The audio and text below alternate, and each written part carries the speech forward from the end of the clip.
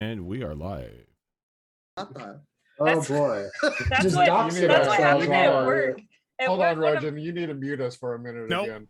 Nope. We need to finish this It conversation. was funny because at work one time, we were talking about traveling for work, and they were like, "Oh yeah, we have another Spanish speaker." And I was like, "What?" And my coworker is like, "Yeah, you speak Spanish." I'm like, would you assume that?" They're like, "Because you're from California." And I was like, "Ooh, I took German." And he's like, But no, to be Why? fair, no, to be fair, that is a fair assumption. If you live in Southern California, you should pick up Spanish by "No, default. I took German." No, I mean, like, just from the environment, you'd learn it. I tried to I went with Spanish. Heritage. It did not work. Our Spanglish is all Again, like I said, not trying to learn it, you would just pick it up. You would think. I spent time. understand some things. Yeah, look at big tall white boy. I can't communicate shit, but I can understand a little bit of what they're saying. You just have to know. You have to remember the two letters. You start with L and end in O. L, table O. Yeah, That's fucked up. Look, Am I wrong though? Look, I Yes. also know when Grandma starts to yell, and she reaches for that sandal that you fucking take cover. Chocolates. Oh, I remember that from Coco. Yeah. That was great. Yeah, you listen here, collecting out. I'm gonna fuck you up with the sandal. I'll Man, go fetch my shoe. Bro, I was lucky if I got a sandal. My grandma used a fucking paddle. She didn't fuck around. It's like, and you're lucky that back in my day we got hit with the hose. Like, that's child abuse, grandma. Like, No, that was hater accepted Brady, back then. hater Brady, you I lived in Arizona. We got the belt, and leather belts are fucking like thick. Again, I was lucky if I got a belt. Belt was child's play to me. Instead, my grandma would go outside and get like a fucking stick of wood and just start fucking wailing.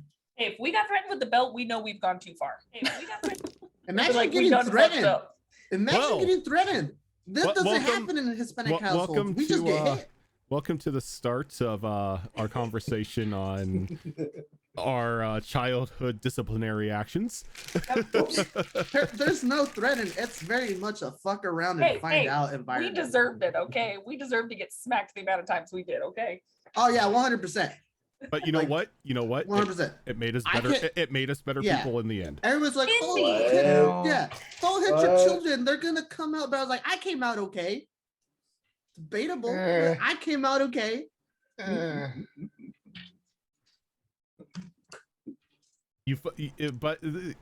Like if you're disciplined and everything, when you're an adult, there's less of a fuck around and find out attitude Yeah. Look, because you know what's gonna happen. Anyway, it's been a while for this game. Anyway, some of you I've seen. I saw earlier on Monday and Tuesday. Some of you I see on a daily basis as we play games horribly. So weird. It's been a while. Who you guys are? Yeah, I'm still on the other show as well. So Yeah. again, I don't know who you people are. Look, Also, sometimes I don't for even know reference- who I am. yeah, because I met Rojan for the first time, right? Like a month ago. Rojan is literally double my size. Yeah, he's like 6'5" or something, isn't he? 6'7". 6'6"? 6'7". Yeah.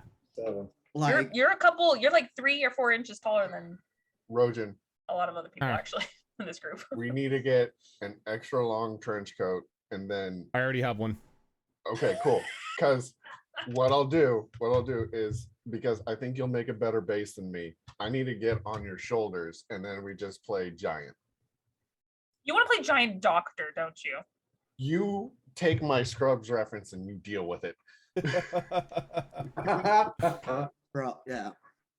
That was like not paw. I literally had to crack my neck back to like talk to Rojan. That's crazy. Well, how do you think Cassie feels? Cassie's 5'2". I know, because Cassie's shorter 5'2", than me.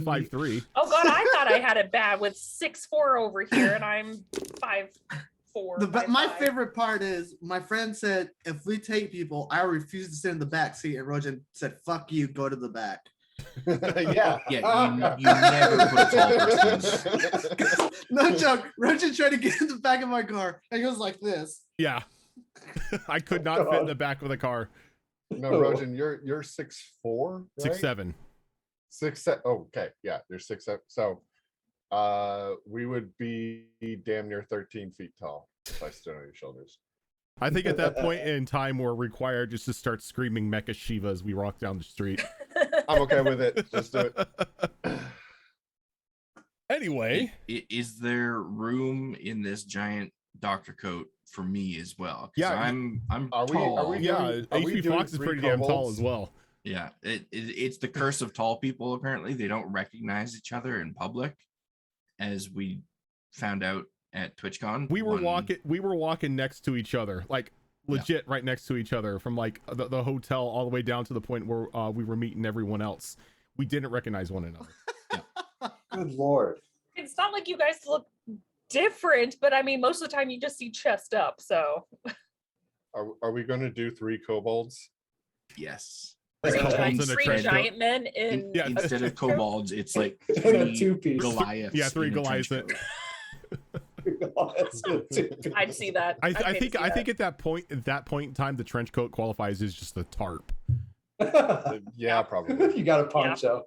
Oh, we just visit the local Lowe's home improvement store and get you one.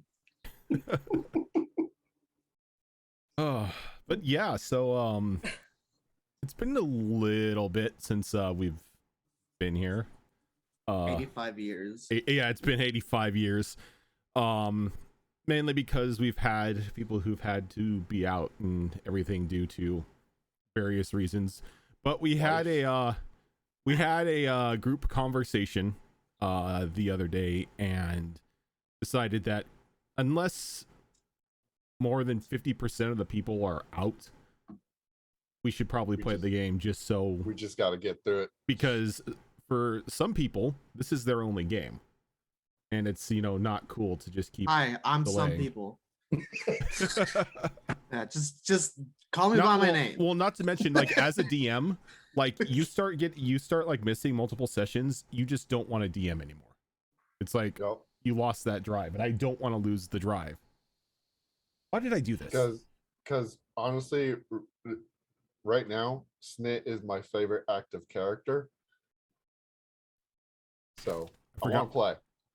I put my tablet of paper over on my bed. It's like, well, I can't use it if it's over there. Yeah, like I was telling people yesterday, like how shockingly exhausting it is to get in character for me to go, and then have the game canceled like the day before. I was like, oh well, all this mental prep gone. Does anyone remember the name of the dragon? Oh fuck. Oh, you mean the Drake? Yeah, the Void Drake. Yep. Did it get? What name did it give? I don't It have did my not. notebook. It didn't. You just no, said not yes. Weird. You, weird, I weird, said, weird. did anybody remember the name? And you're like, that? I'm like, yeah. And you're like, no, it didn't give a name. No, Well, thanks. Do you mean the Eladrin who's suspected to be a dragon? No, there was another dragon, the one that was underwater. Coral Dragon. The Coral Snit Dragon. would have that. I'm just trying to think. I that don't have my notebooks out yet, so I'm Okay. like shit. The one you ripped away from us? Yeah, the one that I ripped away from you. We should get back to you my on that notes later. somewhere. Okay. But speaking of the Eladrin, does anybody remember the Eladrin's name? Ivy. Yes, it was Ivy. Ivy. That's right. Okay, that's cool. Anyway, In I think before all the poison ivy fantasies. The coral dragon's name was Malmona. It means Malmona. the small mother. That's right. And Snit got happy because he thought he like met the progenitor of his people, and then it was just taken away from him. I was so happy, and you just ripped it away. Just Snit's not allowed happiness. Wow, what talk about I mean, apocalypse. I don't. Nobody in this campaign is. Snit makes his own happiness. God damn it. Mhm. But yeah, so as we pick up today, you are all currently resting in the Oh shit! small Get my cavern cards. that you had discovered along the way of escaping your pursuers, where you ran into the Summer Eladrin Ivy, who has a strange behavior as she tends to eat material objects, Doesn't like us swearing. mostly in the form of coin and jewelry. Yes, and she does not like you swearing. It is not ladylike for you to swear. So, but she has offered for you to rest for the night in her cave as she prepares everyone a nice hearty supper. I believe a couple of you were outside keeping watch while everyone else was setting up for the night. Sounds about right.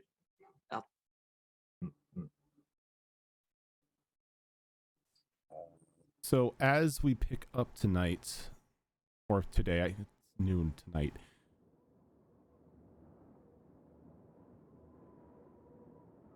A soft wind begins to pick up through the area, kicking up a little bit of sand here and there, but really not strong enough to cause any sort of sandstorm. Oh, no. There is a sandstorm going on. I remember that. Yeah. That was the whole point. No, the reason we went into the cave was because we found it as a stopping point. But it was a clear day, clear sky, no wind. So maybe the wind picked up during the night. I could have sworn. This is why playing on a consistent basis is important. There's a sandstorm now. Yeah, that's Yeah. that's what we're getting at. Sure, we'll get a sandstorm now. Wasn't there a sandstorm? why? Yeah, 'cause we had to abandon the DM said skiff. so. Yeah, you had to. We didn't have time to repair it. Yeah, you had to abandon the skiff, and that's why you took cover in the cave was because of the sandstorm. We had to abandon the skiff because there were enemy reinforcements coming. And then we were getting chased because Minaga took something she shouldn't have. And then she threw it away into the desert. And that's how we got away. That's right. Yes. That's right. Yep. Okay, so there's no sandstorm going on. We'll just say that. I don't watch the old episodes, so that's my fault. Yeah, now I wish there was. I mean, you should at least start them so that you can thumbs up them. And I refuse to watch. you don't have to actually listen to your voice. Trust me, I don't like listening to my voice. I hate listening to my voice. Do we have Right there with subtitles you, on our Brendan. videos, by the way? Yeah, let's let YouTube subtitle our videos. That's always a good thing. Oh man, how many like swear words are gonna come out of my mouth? How many times is it going to go incoherent babbling because people are talking to each other? Always. About 90%. Yeah, there you go. So yeah, as everyone is sitting down for a meal, which is a very, like I said, a very hearty, like meat-like stew, you all have some free time to converse or take care of things that need preparation before your attempted rescue mission the next day. Reiju is going to pull out the leather scrap and reveal her necklace and think on two things that were apparent. The first thing was that Ivy and Snit both know that they have a camp, and that camp is based around some sort of pit. I'm also... What necklace is this? This is the green necklace, the eye. This is the eye? Yeah, it's the one that can actually find the other necklaces. Oh, yeah. Okay, yeah. Okay. The pendants, yeah. And since Natalia still is wearing hers, she's gonna think on that one specifically and unfurl the leather and hope to goodness that we can get some sort of layout. As you unfurl the leather, the eye necessarily doesn't activate. The way that the eye activates isn't indicative of you thinking about anything. It's more of a light compass to where, well, as you hold it out, it will direct a beam of light towards the locations or towards the direction of other necklaces. So we know that it's to the east and somewhat south of where we're at. Yeah. It was nearby where you abandoned the skiff. Right. And there's no way to, because I remember that it did show like just the outline of the Nabella establishment, but it didn't actually make a map. Yeah, this time around, it doesn't seem to be doing anything. She'll curse in Draconic. Scroll. Watch your mouth. Language. Sorry. Wait, so why can't we say and she'll repeat the same swear word that Rachie just said? Because it's rude. Yeah, that was rather uncouth of me. I'm sorry. Two young ladies like you yourself should not be uttering such filth. Well, what about this word? And she'll say a different one. She kind of like scowls at you. Okay, enough of me now. Even I'm not that stressed out.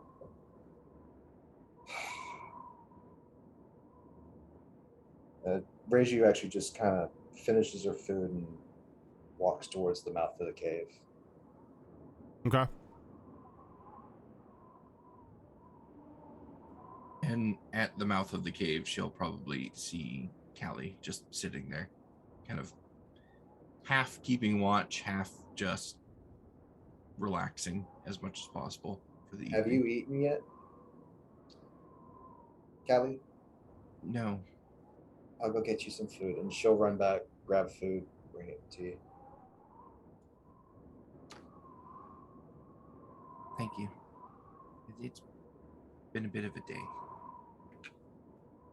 Oh yes, it has. And my one ace up the sleeve didn't work. Just kind of tucks the necklace away.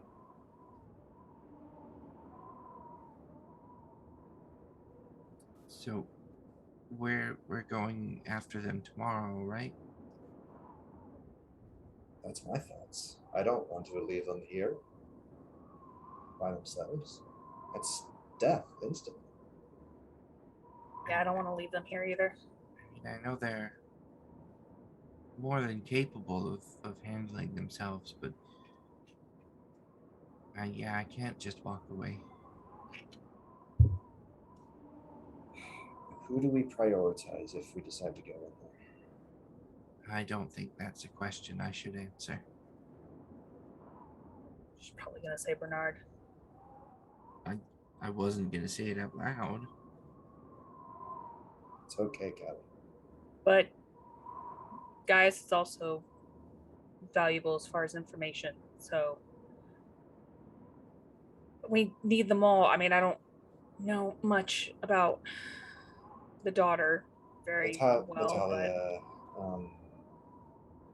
knows some of what mother was doing, but she was also left in the dark from what I could tell on certain things. Either way, we don't leave anyone behind. They're just a handful to deal with. So how do we get in there and get them? Well, Sarah's gonna need some rest, so Pass Without a Trace is probably asking a bit much of her. I know invisibility, but I can only do it on one person. So someone who's probably the sneakiest could probably go in there, but we need to minimize their numbers as much as possible. So maybe someone can create a distraction, an explosion or something to lure some of them away. I don't suppose there's any chance we could just ask for them back? I don't think they're the negotiating types. Considering they, as Ivy said, try to get information out of them until they can't provide anymore, and then they get tossed into the pit.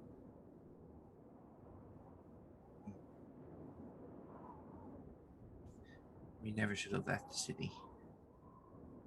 No, we should have left. I could see an argument for both, but what's done is done.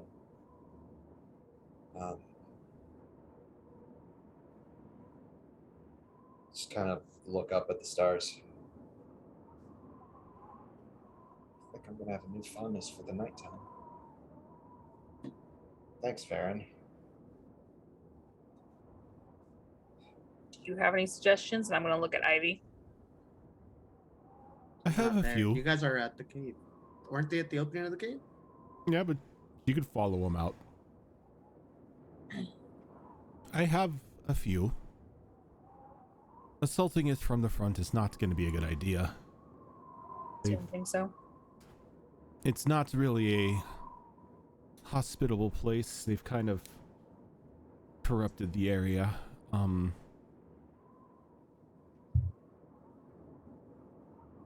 Maybe direct descent down would be the way. Just out of curiosity, you said you could provide air support. Mm-hmm. I could provide air support and transport if need be. Or at least get us in and out. Okay. Nothing else. So, here's a suggestion. Though I can't get a proper reading on exactly where they are from this far away. Oh, I know where they're at. So you don't have to worry about that. Okay, so simple smash and grab. We can only hope. Keep fend off anybody that gets close while we load up our friends. And then as I soon can as provide a everyone's on- distraction for you to slip in a bit easier. Okay. Well, yeah. Okay. Let's just say we're loud. Don't suppose I could just do to these what I did to the bandit camp. Well, we don't have a skiff to run into them, but No, you're going to have to be going down a hole, dear. I don't believe you'd be able to ride a skiff in. Yeah, I wouldn't think so. I mean, we need to sneak in. that would make the whole squishing of mortal life that much easier if we fall down a hole with the skiff. But fair enough. just out of curiosity, that sand trap that our skiff got stuck in, was that just a creature's setup, or is that possibly connected to where their places are? He kind of shrugs. I'm not really sure. That's what I thought. But yeah, if we can distract them long enough for us to slip in, at the very least, possibly slip out at the same time with our friends, that'd be most agreeable. Because the alternative is damn near suicide. Yeah, the less we can fight, the better, considering how the last encounter went. Just be easier to kind of get in and get out as quickly as possible and as quietly as possible. Oh, that's another thing. Definitely stay away from those skellies. That's how Sarah was afflicted. So Syra can do pass without a trace to help. That means she has to stick as closely as possible for her range. Right. That would also require Syra to be here. Yes. Sarah's not with us. Well, I had her character sheet just in case. Yeah, no, I made a call that anybody who's AFK, their characters are going to be AFK because, personally, I'm a bit uncomfortable with people using other people's characters. It's okay if she dies, it'll be fine. No, and that's the thing. It's if they die or if somebody uses an item from their inventory that they, didn't necessarily want used, or Oh, I would never They- use an they- item from someone's inventory. I would just use straight up their spells and abilities. That's it. they make a bad roll and they end up losing something. It's just way too much. That would just be rude to use their item when they're not here. Suddenly look, they have a become wish. I very would use a generous wish. and give everyone else in the party all of their inventory. Use Ash's health potions. Don't you dare. She will murder you. It sounds like between sneaking in underground and having a distraction, we should be fine without the magic to help us. Plus, it's magic. I'm still not comfortable with it. Real quick, was there room in the cave for me to do the little pop-up house? Yeah, you did the little pop-out house at the front. Okay. Well, outside of the cave? No, inside the cave. Okay, good. Yeah. Because we did it close to the water source, I think. No, the water Snit's source is in the workshop. back. Oh, that's okay. Snit's in the workshop. That's why he's not participating in this. But if there wasn't room for this, then he would have probably been participating in this conversation.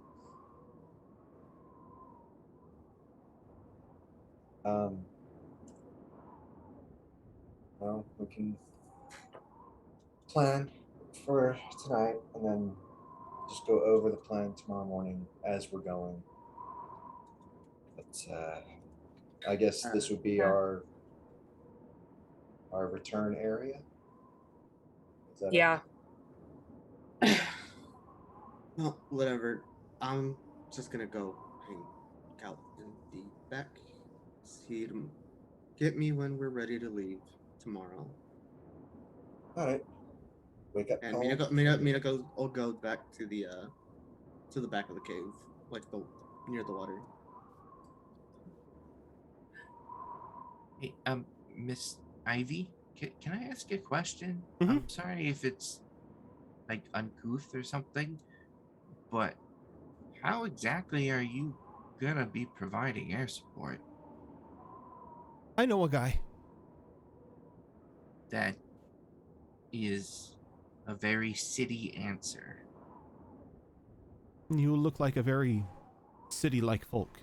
Thank you. Nerix thinks internally, that's kind of an insult, but Yeah, to from each the their back. own. Yeah, from the To each back. their own. I take offense to that. Like, I want to be offended for her, but she is city born and raised, so maybe not. Yeah, my Callie's very green. my husband will be along in the morning. He should be able to provide all the air support that you need. Oh, Does he have an airship? Sure. Airship. Okay.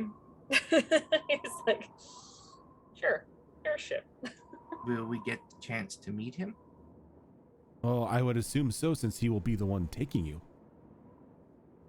Out of character, I swear to God, if it's a fucking dragon, Minako's gonna flip the fuck out. Does he eat money like you do? Oh, no, dear. See, she kind of like pats her stomach. I'm eating for two at the moment.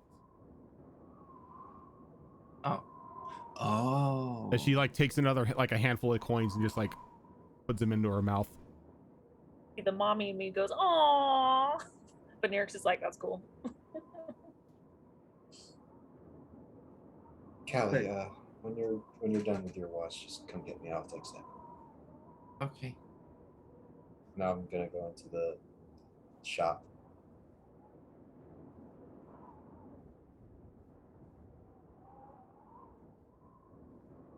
Well, guess we got nothing to do for now except rest up until the morning.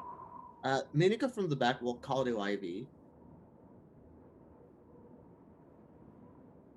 And Okay. she'll find her like sitting Oh, like, okay. by the water. Oh, okay. I thought you were actually calling out. You're going to say something to her. No, she's calling for her to like come. Okay. She has something to say. And she shows Ivy the brand that we all have. How do we fix this?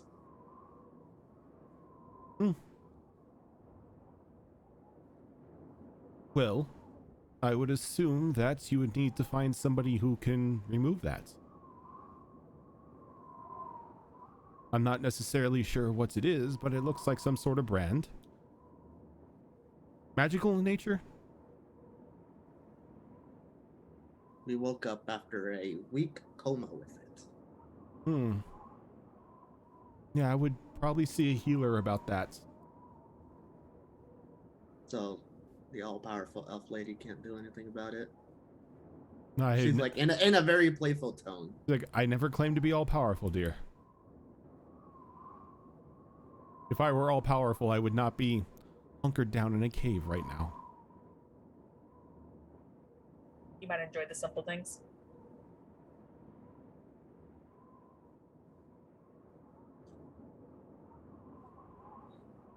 But yeah, let's do you want to come inside with us? No, I don't like the indoors.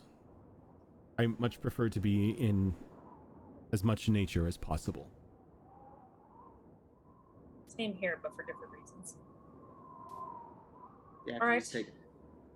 You get high off nature. Well, So, she is a Ladrin, so maybe she does. do we know if she's She's what summer. type of a Ladrin she is? She's a summer Eladrin. Yeah, Okay. summer. Figured it was either summer or fall to enjoy heat or outdoors more. Being in the desert, most definitely a summer. Oh, poor winter and spring Eladrins. That would suck. Fucking hate this. All right.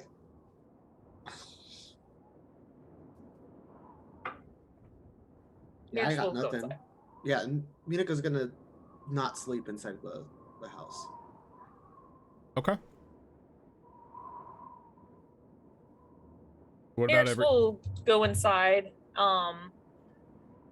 I want to see if she can make, before she goes to bed, a couple of just like simple toxins, since that's all the poisons and stuff she has right now, just the simplest stuff. Just to make a couple vials. what toxins are you trying to make? Just simple poison. I don't have any other poisons with me right now. So just the basic bitch poison. Just the basic bitch poison, because I do have a poisoner's kit. And again, since I haven't been able to collect anything else so far, it's just basic bitch poison. So I think it's Okay. the 2d4, I think that's what it is.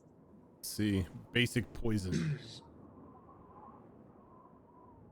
Should really have that down if I plan on making poisons in the future. Start a spreadsheet. Yeah, I should. I thought it was 2d4, but I could be wrong. Maybe it's just an additional d4. Let me see.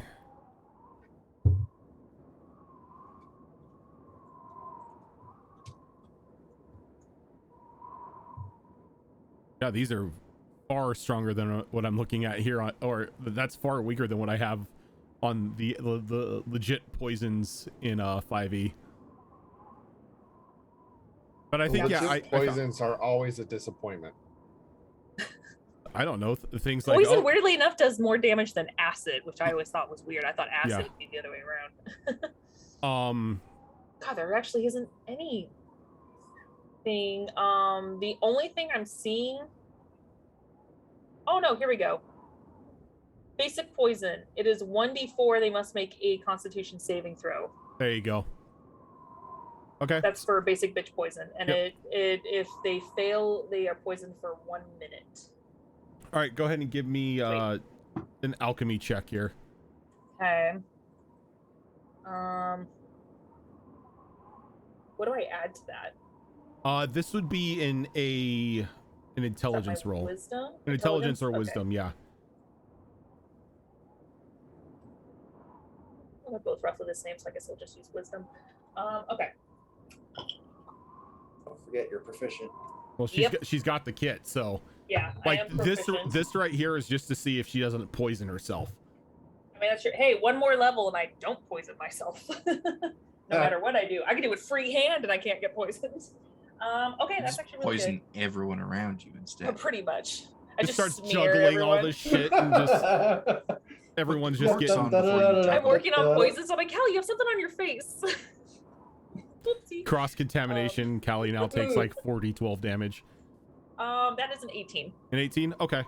So you're able to successfully make some vials here. Go ahead and give me a d6. See how many vials you can whip up throughout the night. 3. 3? Okay. So you got three vials of the basic poisons. Okay, I will actually give one vial to Snit. if he wants to coat his arrows or whatnot. I'm going to give another vial to Minako, and I'm pretty sure it wouldn't be a good idea to give it to any of the monks unless they want to use their quarterstaff, unless they want to like deal with poison damage while they punch with their fists. Let's not dip our hands in poison. Yeah. All right. So I've got a rapier. Snitch should make gauntlets for them and then poison. I Ideas. was about to say totally Ideas. could do something like Yep. that. Is this like for the next morning? Or did this, you- yeah, you, this, like you'll get this stuff the next morning. yeah. All right. And then yeah, Neric start thinking of ideas of either like the was it the like gauntlets or the knuckle things, I forgot what they're called. Dusters. Dusters, thank Knuckle you. They just dusters. punch them for whatever. But yeah, so she'll give it to, and so she'll keep one for herself, and then the other two, yeah, she'll give to Mina and Snit. Okay. Snit, while you're in the workshop, are you working on anything specific, or are you just doing things to take your mind off the stress? I'm going to be making more snit sticks. Okay. How many snit sticks are you working on? You tell me. Because I'm trying to I remember. don't know how I'm much- trying to remember what the production rate was for a snit stick, for like one night's worth of work. What I made you roll previously, or if I made you roll anything. That is a big dig, sir. Okay. Well, first give me the roll in order to produce the said snit sticks. What role would you like? Tinkering with intelligence, dexterity? I think since you're making a weapon, it's gonna. I would say Tinker's Tools was dexterity. Okay. Especially since you're, strapping the said bolt with an explosive. Let me just make sure something here.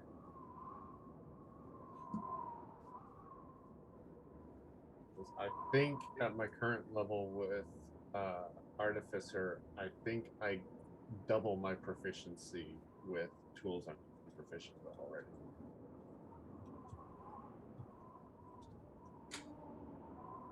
I'll have to look that up. But for now, I'll just give you the roll.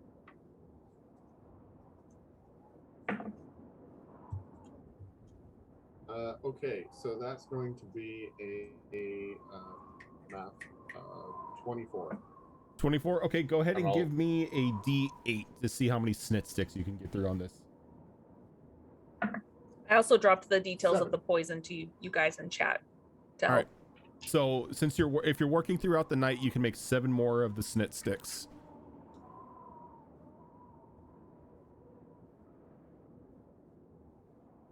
Good. It doubled my inventory. Probably good. Yeah, you're probably gonna need the snit sticks tomorrow. Just trap them in. It is really easy to blow through them. Oh, it is. So Yeah. easy. But it will stall them for a moment. That's the pain of playing a ranged character, especially if you have a DM that makes you keep track of all ammo. I mean, we're only keeping track of special ammo, but snit sticks are special ammo, and he uses at least one every turn. Yeah, because I treat basic ammo like people go in to buy basic spell components. It's like I just expect that when you go into town, that's one of the places you're going to refuel your stuff. That's why in the Mass Effect game, I'm like, fuck bullet counting. I'm like, let's just assume you always are grabbing bullets from people. It's just the special ones. Random kid on the street has more bullets than anybody else in this firefight. Hey, that's MMO So logic. them and it drops ammo. Kill a boar, it's got like ammo for an LMG for some reason. Why did this boar have gold? Where was it holding gold? You don't Why wanna does the know. boar have plate mail? That's why it was so hard to hit. That's funny. But yeah, Nurse will do that before she goes to bed. Okay. Callie, Reiju, Mina, you guys doing anything specific before you go to bed? Nope. Doing lots of things when she wakes up.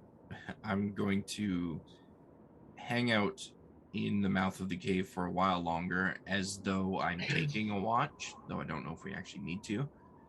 And then after that, 2 hours has elapsed, I will go wake up Reiju as requested. Okay. And then I'm going to sleep outside of the house. Okay, so before we get to your watch, Reiju, are you doing anything? Reiju would have been found sitting patiently in the workshop watching Snit work on Snit sticks, hoping that none of them exploded as he did it. There would be small explosions here and there. Yeah, mostly. Nothing out of control. Yeah, they're not they're not too much of a danger to him because he's made enough of them. It's more like if he does something wrong, his face gets a little blackened from the powder burn, and that's about it. So it's like the Dark Knight when they try to take Batman's mask off and it shocks them. Pretty much. She actually just kind of starts wandering around towards the tool chest, I guess it is. Just kind of takes a look inside. Is it a utter mess in there, Snit, or is it actually organized? There is an organized chaos, but there is a chaos. That's the kobold way right there, is organized chaos. This is wrenches. They're not in order, but they're wrenches. Exactly. If you pay attention and you really think about it, you might be able to see some patterns emerge. But for the average person just walking in, it looks like there's scrap piles and We're stuff just like gonna that. make a mental note of that, and then we'll just politely sit down and wait until Callie comes by. So, Callie, are you actively taking a watch, or is it more just daydreaming at the mouth of the cave? There's a bit of daydreaming, but I think she is going to actively try to take the watch for no other reason than to keep her mind occupied. Okay. So go ahead and give me a skill check here of your choice that you're taking a watch. Callie, what are you good at? A small handful of things. Very small handful of things. I'm just gonna go with perception. Absolutely nothing. So that's a good way to start off the day. That's a nat 20 for 27. Nice. All right, go ahead and give me the percentiles. That's 66. 66. So as you're out there and you're staring off up into the sky, your mind wandering a little bit to the events to come, two shadows quickly fly past, high above in the sky, fly past your viewpoint, kind of blocking the moon for just a moment, making them easier to spot. As you notice, it's two of those harpies that were previously on your trail, but they don't seem to have noticed you or even paying any attention to the cavern opening, if they even saw it. Okay, I'm going to make sure that I stay well within the cave so they don't spot me should they happen to be doing a patrol or something. And just keep an eye out for the rest of the watch. Okay. And the rest of the watch goes by, and you don't really see much of anything else aside from those two harpies. Okay, so I will go back to the house, assuming she's in the house, and wake up Reiju. It's my turn already. Yeah, I spotted some of those harpies flying around again, so maybe just keep an eye out. They didn't seem to notice this place, but just in case. Probably because we barely saw it, as a matter of fact. So, all right, I'll keep an eye out. Thank you. Rest up, and don't forget the dream catcher should still be above your bed. That's right. Yeah. Good night. Night. Rojan, can I backtrack real quick for a second? What's up? My mind got preoccupied. So just saying, Snit wouldn't have ignored Reiju's presence. He would have been talking to her while, like, I kind of figured. just completely. Like- Nobody's in the room but me. Where'd you get out of my laboratory? All of a sudden, Brady just kind of like sitting there like, wee. And then secondly, would it be possible for maybe he doesn't actually start working on it, but just conceptualizing a way to have like a mode switch on Scrappy so he can more quickly, maybe a minute, 10 minutes or something like that, change it between normal mode and mount mode. I mean, yeah, that's definitely something he can like begin to think about. It's Yeah, not. It's okay. not necessarily something you're going to be able to work on in the workshop itself. That's going to be something you're going to need a more heftier workshop for. Because Okay. that's going to be a rather large upgrade for Scrappy. Yep. So he's just conceptualizing. Scrappy Okay. just the Shiva sisters that turn into motorcycles. Pretty much.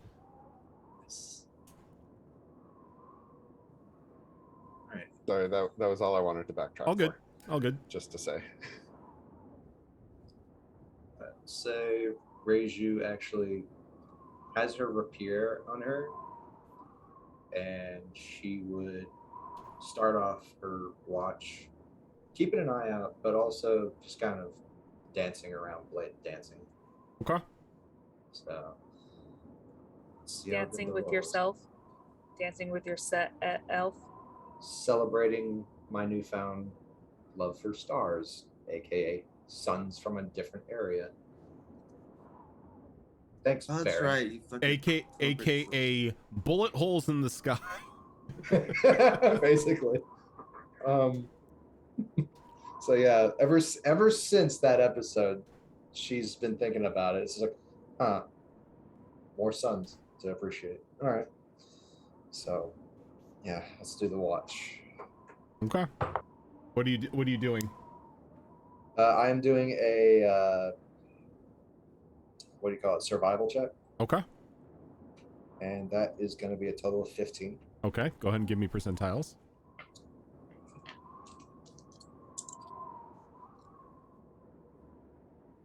25. 25.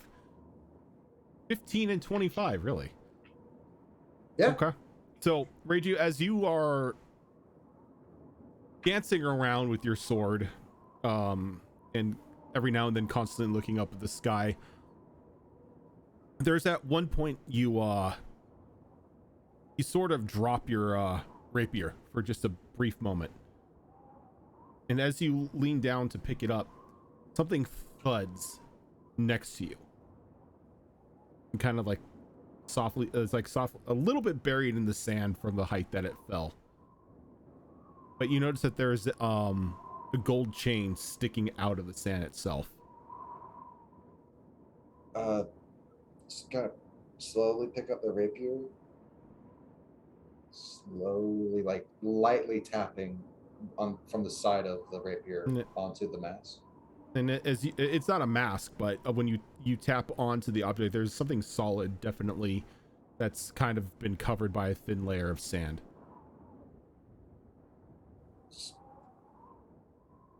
She's wearing her wraps, so she just kind of rolls it over to get a better look at it. And as you roll it over, it's a very familiar looking necklace. Very familiar looking pendant.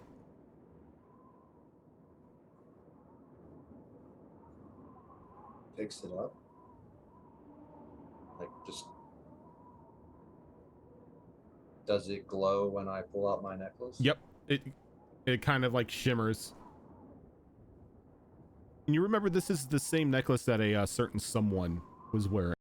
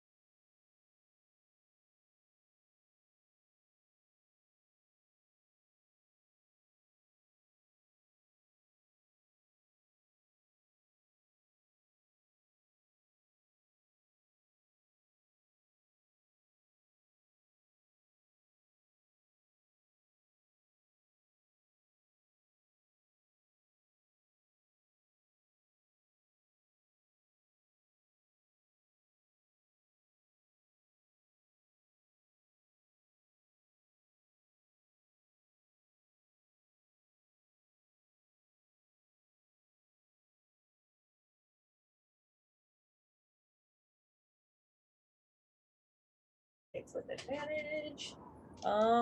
Would this be like a history? You can give me a history or you can give me a nature. Either or. Same either way. Okay.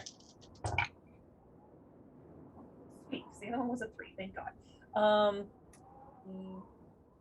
22. 22. You know that at times when harpies really don't want to deal with groups of people, they tend to either leave them trinkets as sort of an appeasement or as a means of intimidation to keep them away.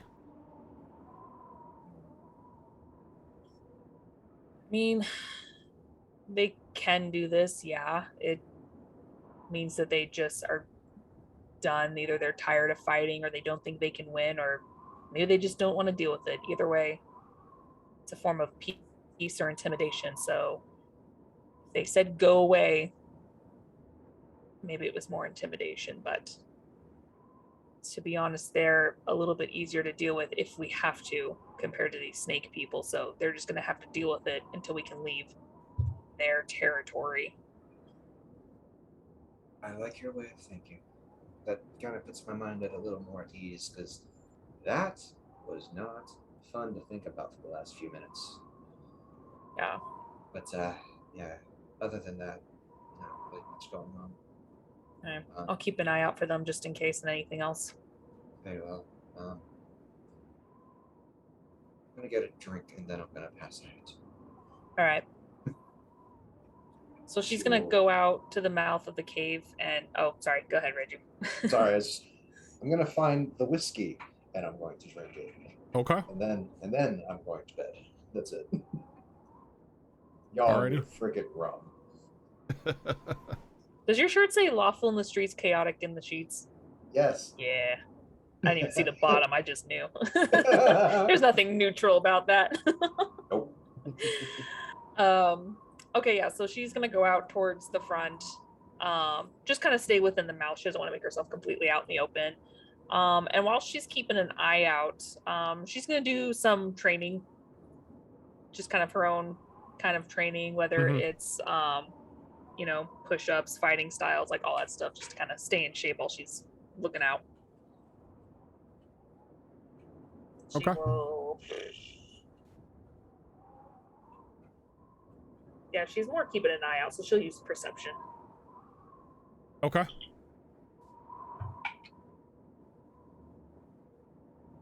It's 12. Okay. Unfortunately. Where are my 10s? That's 1. That's an 8. There we go. Okay, that's not bad. That is a 62. So you got a 12 and a 62. Yes. Okay. So you don't really notice much throughout your watch. Your mind kind of sinks into your training regiment. The threat of what's to come the following day if you do decide to pursue rescuing your friends kind of weighs heavily on your mind. Though thankfully nothing takes advantage of your distraction. Oh yay. Okay. That was nice to hear. Yeah. Okay.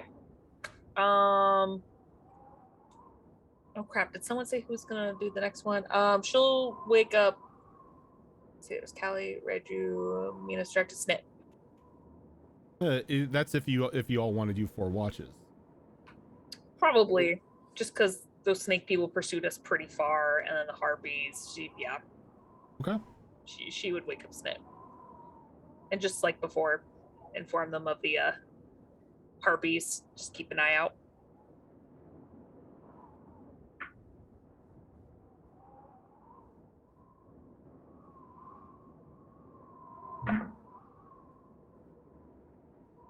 All right. So that's going to be a 27 perception and a 73 percentile. Okay. So aside from the harpies that both Callie and Reju experienced, the rest of the watches are quiet. uneventful, a little boring, but you're able to get your full rests without any altercations, just a little bit of mental trauma. I think near the end of the near the end or like the middle of the final watch is when Mina would be able to slip out to the back to do her bath. And she draws her card. The last time we did, she didn't do it. Give me a moment. Shit went south. I have my Give cards. me a I have moment. my cards. I know. I need my book. Oh. Oh boy. Look, to be fair, the one day she didn't do it out of consideration, things went horribly bad. No, you wanted to fight. That's why Because because the Terracotta No. deck is interesting. All right. Everybody Go it ahead. went to shit. Go ahead. I already drew. Okay, what was it? It's the 5 elementalists. It has the pentagram. This does not look like a good card. Is this your you bought a Taraka deck, didn't you? Yeah. It's that one. The Elementalist? Yeah. Ooh. Fuck. No, Yotsuba! Okay. And there's like no crowns or anything on it. It's just Elementalist. It's just elementalist. The lady, her fingers. Yeah, are doing weird stuff. I see that. And then there's there's like a halo up top of more pentagrams. Okay, so that would be I was glyphs. with you when you said Halo. You Yeah. lost me when you said of pentagrams. Yeah. Yeah, well look. Is it a halo of Fucking- stars then? Yes. If that's Ah, the case? Motherfucker. Yeah, that's a star. Yeah, that's Those are stars. that's the stars. That's the 5 of stars. If it was a pentagram, it would be like the center of. Okay, the corner is a pentagram. You can't tell me it's not. Well, yeah, but just call it a star, and No. we kind of. Aldrian, thank you for that. Thank you for that raid. Raiders, Listen, welcome on you in. didn't buy my cards. I call what the fuck I want, weirds. You don't pay my card sub. My $10. Okay, so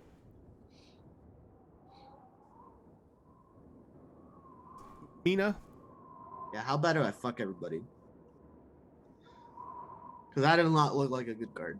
Well, I mean, remember, it's like potential future. It's not it's like it's. potential future, but there's just a bit of desire for personal power that kind of flows That's normal. through you in the group. Yeah, that's It's pretty stronger normal for now. her. That's par for the course. That's par for the course. So no change in the day. Sweet. Oh no. Remember when she asked you how to become a god? Mina, can you give me a percentile roll? Yeah, let me find my. Because I have altered your deck a little bit Okay. to give it more of a special feel. Pray I don't alter it further. Okay. Pray I don't alter it further. Okay.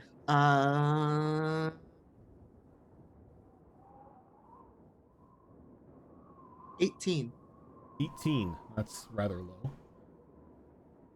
But okay. So for 18, Mina, this card is only going to affect you, the one who drew it. But Okay, so I feel normal. no, your desire, I like your that. desire for personal power is even stronger today than it normally is.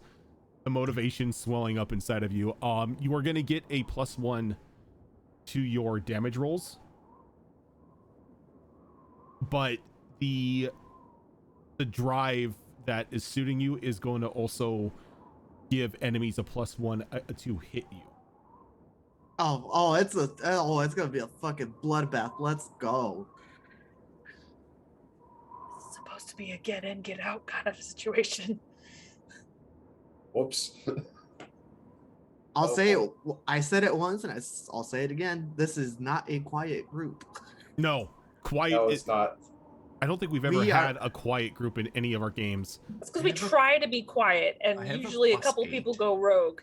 My stealth. No, there's no. This group is a bunch of loud individuals. Eric's is Lyrics is literally the biggest junkie in the group. That's a How's very that loud loud? personality. I'm talking. We stick Lyrics out. has a loud personality? That's weird. Okay. You stick out. You have a motorcycle. She does have a very confrontational personality. Yes, that's loud. I don't mean in the traditional sense. All right. But after the card is drawn and the final watch takes place, everyone begins to wake up to a new day. Huzzah. When Nerix does give Minako the potion, she's going to smash it on the ground. You forget, Minako does not do poisons. Okay. You could have just given it back to No. me. That was No, a complete waste. No, that's an insulting thing to give Minako. Do I Sorry, look I like was a trying coward? to give you a better edge, so thanks No. for wasting my potion. Anything I do is of my own merit. Yeah, and that's going great. Thanks. She just walks away.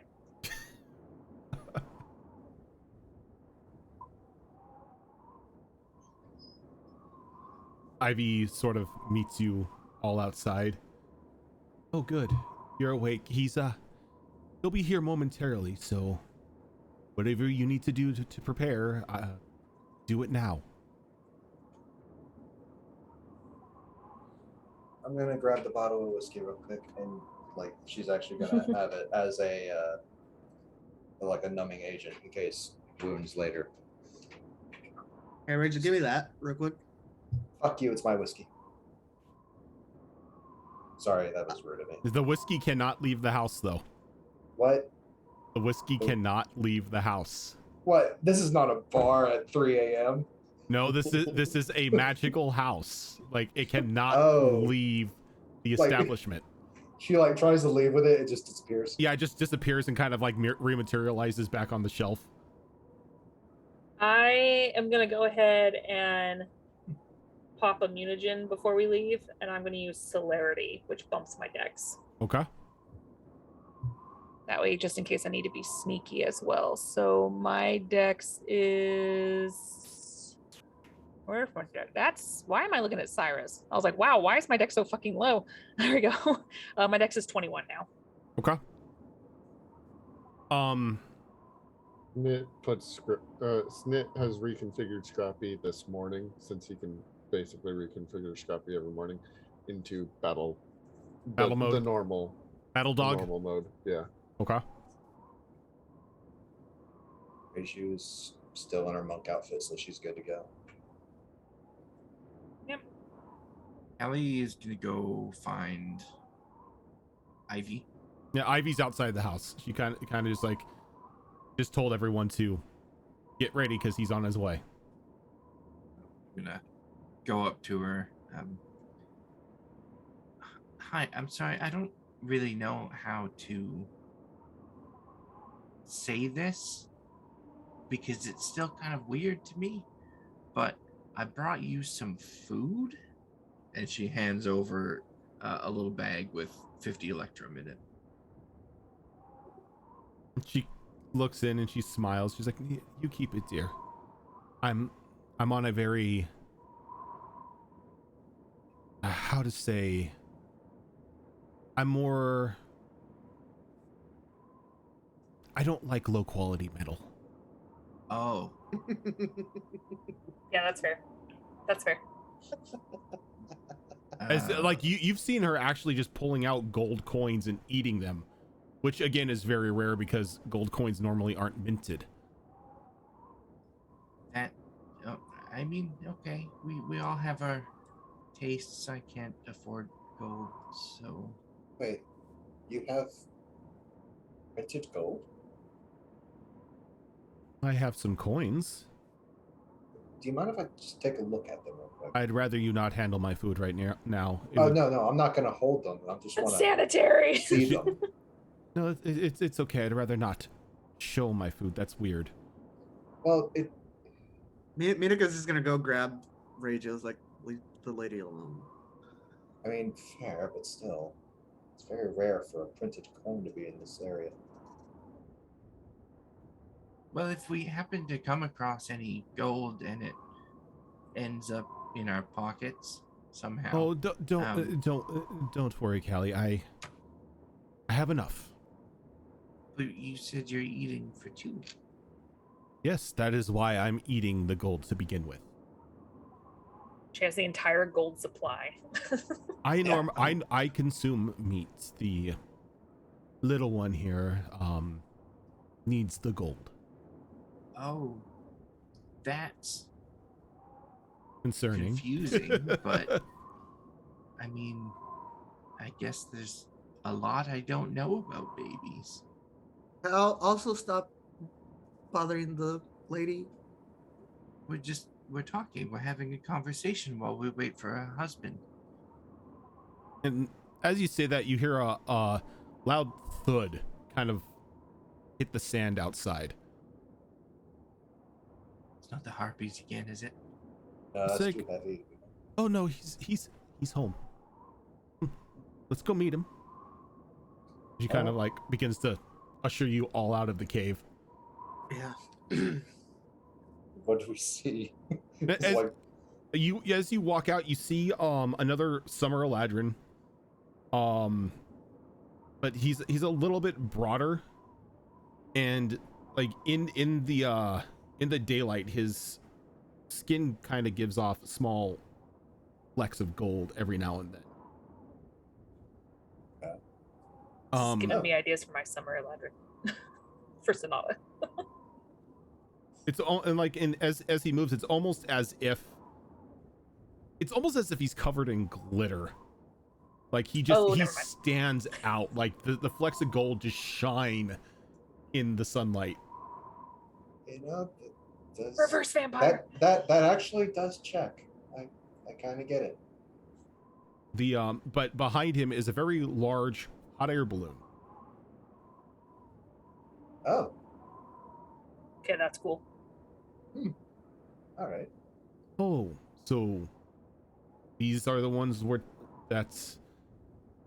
I'm taking on the suicide mission. She kind of like walks over to him and punches him in the arm. She's like, their friends are missing. Let's keep the humor turned down a bit.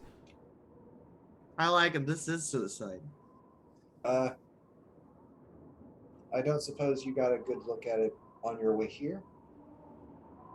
Good look at what? The camp. No, I flew around the camp. Okay, just making sure. I mean, a balloon passing over the camp twice in one day, that would be cause for concern. Suspicious. Yeah. Right. Tell I me, was more thinking. Tell me, have any of you ever jumped out of a balloon at a couple hundred feet? No. Have I? Probably What's not. the craziest cliff jump Minako has done in the mountains? I mean, I've jumped off plenty of cliffs and creatures flying in the air, but I can't say it was a air balloon. Never a And balloon. it just spreads no. its wings and points at them. I jumped off the tallest building in the city once. Minako's just gonna be like jumping from like point to point with her echo. I see. Well, it's a good thing I brought these along. And he walks in, he like opens the basket and he walks in, you hear that small jangle, and he tosses you each a small vial that has like a swallow of this grayish liquid. Don't drink those yet. I recognize it. Crickets when you jump. Okay. Do I recognize this potion? Give me an Arcana check. With advantage? Sure, because you're a drug dealer. I am. Only to myself. Oh god, I'm the addict. Oh shit, I didn't roll very No, well. you're the seller. You're not supposed to be the addict. The wrong page. Was this Arcana? Shit, I didn't roll very high. 12. You don't know what it is, but it's some form of it has some form of mutagenic property in it.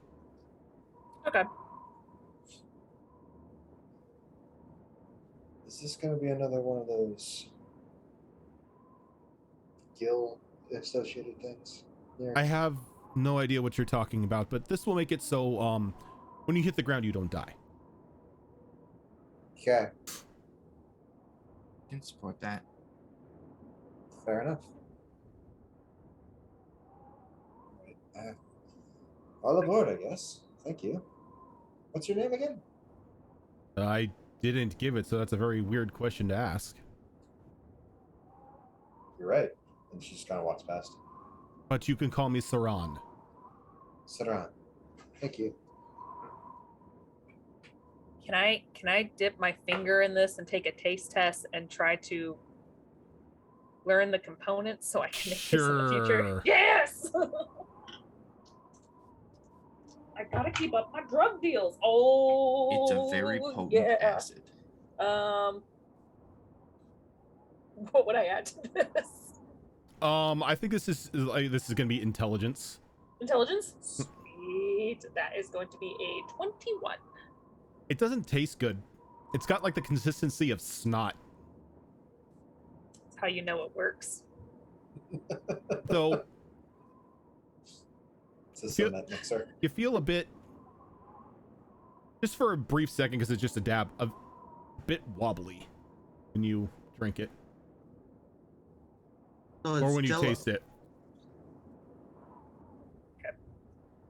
See if I can recreate this later. All right. Yeah, I think a better taste would probably be congealed tapioca pudding. Doesn't taste good. Yeah. Okay. Yeah, tapioca. And that's how you know it works. Nothing wrong with tapioca. That is fat.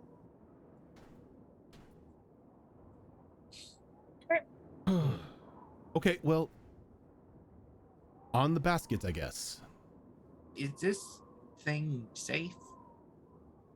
Cal, you try to dodge lightning. You're past worrying about safety standards. Get in. It's safe enough as long as a balloon isn't hit or the basket doesn't catch fire. How does it work? Well, you stand in the basket. I pull these levers. It generates hot air up into the balloon, and which gives the balloon lift. Okay, so it uses heat to fly, but if it catches fire, we're all dead. Mm-hmm. I want to go back to the city. Don't make me vomit. Get in the basket. Reluctantly climb into the basket.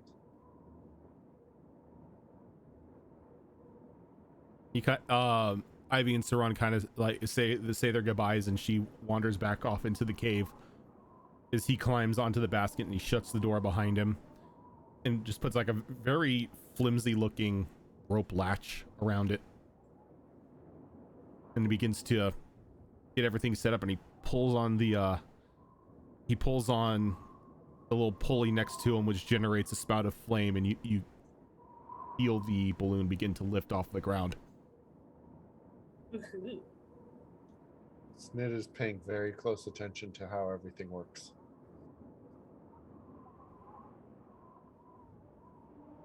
Oh, I need a volunteer.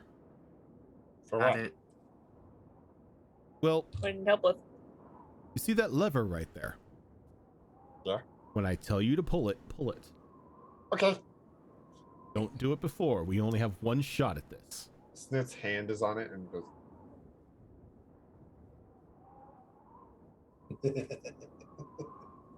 It's okay, Snip. Soon. She'll turn to the Minako will turn to the others. Stupid but brave of you to let the kobold around levers. He looks trustworthy enough. He is. the tip of Snit's tail is twitching. Yeah.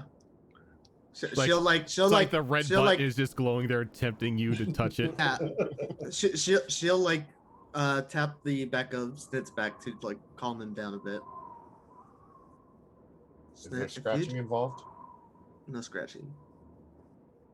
This Do you sounds want so pushy. sketching, Snip? All right, so as you begin to take off in this hot air balloon towards the camp location where a couple of your friends are being held, let's go ahead and take the first break for today. Ooh. So we can get up, stretch our legs, which is very important, get something to drink, and when we get back, we'll begin the assault. Who needs blood flow? Suppressing fire. Stick with us, everyone. We'll be right back. Justice reigns from above.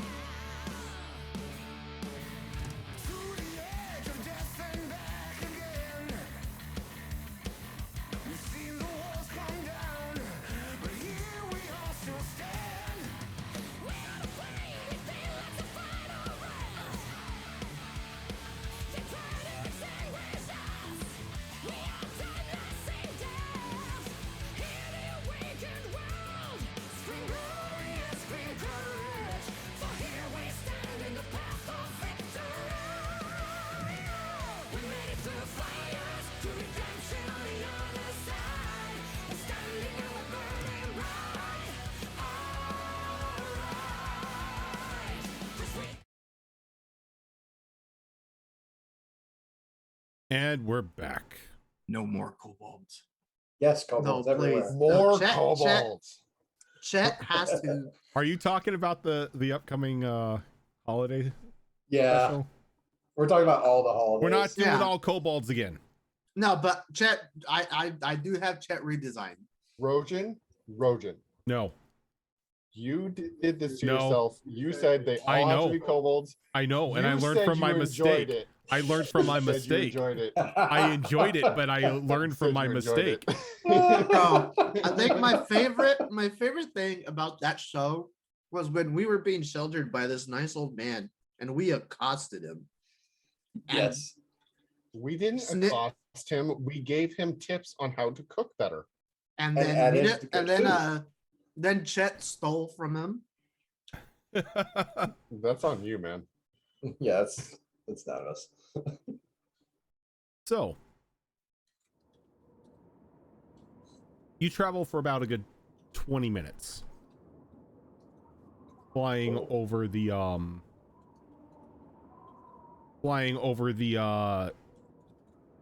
small chasm that you passed through when you made your escape from those who were pursuing you. And you can notice that there's no harpies. There's no anything around. So you notice out a bit of ways the remnants of cooking fires trailing up into the sky.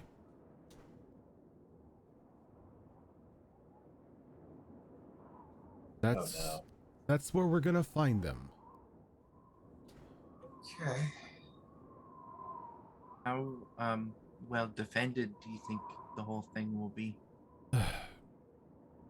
From an aerial assault, not very well. So once you get down there, depending on how many are still at the camp and how many have gone out on their excursions, it can be from manageable to an all-out nightmare. Okay.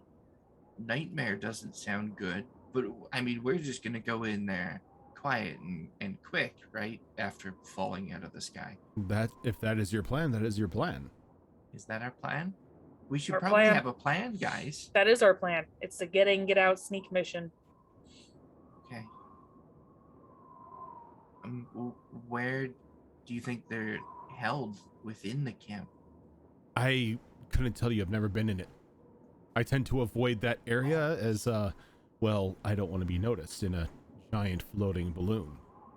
Hey, He puts his goggles down We and he takes out his rifle and he's going to look through the scope, and if it's close enough that the scope allows him to do a little bit of scouting, he'd like to try. So as you look through the scope, you notice that the smoke itself is coming from holes in the ground. And as you inch ever closer to the your destination, you can see that there are support boards and natural formed rock walkways on what just looks to be a pit.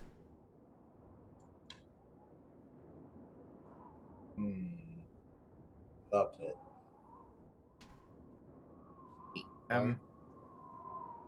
Ruger, would you be willing to take a closer look?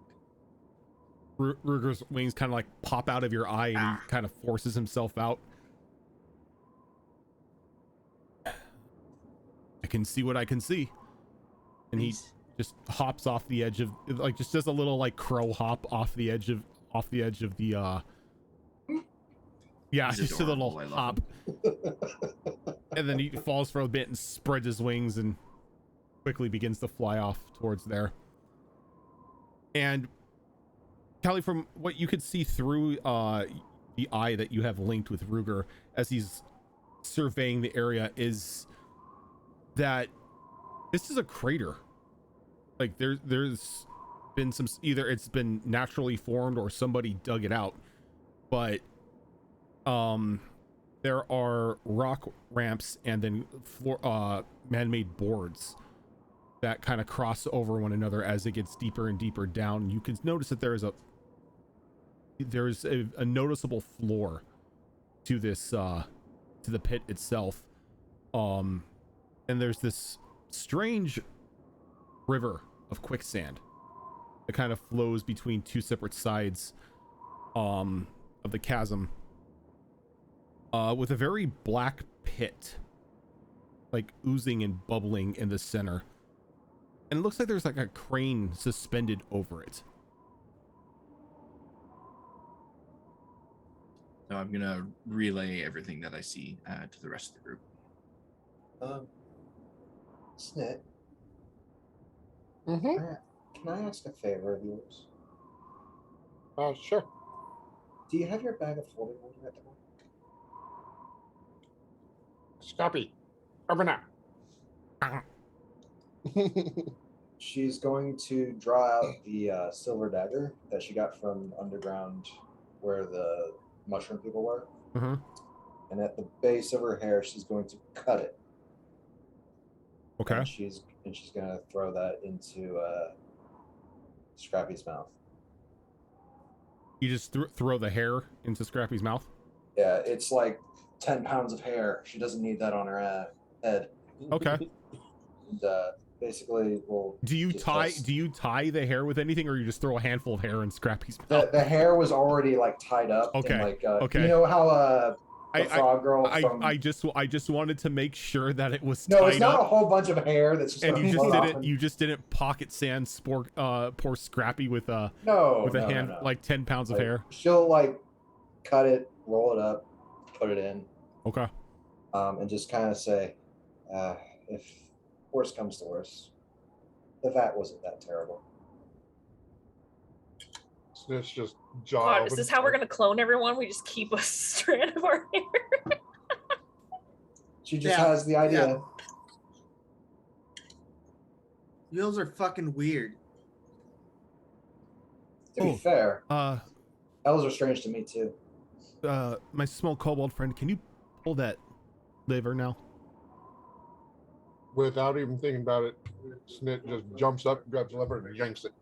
And as you pull the lever, you feel the basket kind of jerk a little bit as you start to pick up a little bit of speed as it's dropped the sandbags off of the side. But as the sandbags begin to plummet to the ground, they open up, and these small black orbs kind of spread out. And as they hit the sand, there's just a variety of detonations all over the area. Snit is like Okay. hanging a little bit more than halfway out of the basket watching this. There is our distraction. You have to show me how to make those. Oh, they're quite easy. They're I make them out of ceramic. Just pack them full of very volatile powder. The moment you throw it and they impact with anything, they blow up. Ooh, this is good. So when do we drink this slime? When you're in the air, or Oh, right before you jump, either or. The effects last for probably a good 45 seconds. oh, okay. Just make sure you hit the ground before it's done, or things are going to be very painful. No, Do we need to jump now with the distraction going? Give it about 30 more seconds so we're over the top, Okay. and then you can jump. Alright. Everyone, when you're falling, aim for anywhere other than the black pit or the quicksand river. And there are three. Like as you get closer, there are noticeably 3 layers that you can land on. Like the deepest layer itself would be at the ground floor of the crater, where Ruger saw the quicksand in the black pit with the crane. Okay. Are you leaving Ruger out, or are you recalling him? I'm gonna leave him out for now, and ask him to kind of circle around the area a little bit, trying to spot the most likely place that our friends are, or most likely route to our friends. Go ahead and give me a perception roll, since you've got the vision with him. That is an 18. An 18, you don't necessarily see anything on any of the levels that would indicate any sort of cage or cell or any sort of holding device for humanoid beings. Though you do see one of you do see like a human walk out of an a stairwell that seems to lead down into one of the rock walls on the base of the crater. Okay, I'm going to, after we jump and have kind of cleared the distraction and can see for the most part where we're going, I'll use our ring communication to point out that area to the rest of the group. All right. All right. 5, 4, 2, 1. Wait. Did I forget a number? Snit jumps. No. Okay. It just jumps after Snit. I'll jump. She passes right by him because he's already got his wings out. Still holding on to the vial. Oh, right. She's just like, fuck. Yeah. I saw a jump, so I jumped. I'll jump as well, and Yeah. I'll get Ruger to come back to me and meet up in the air. And kind of like in midair, you all just see Ruger kind of like follow Callie and just slam back into the eye socket.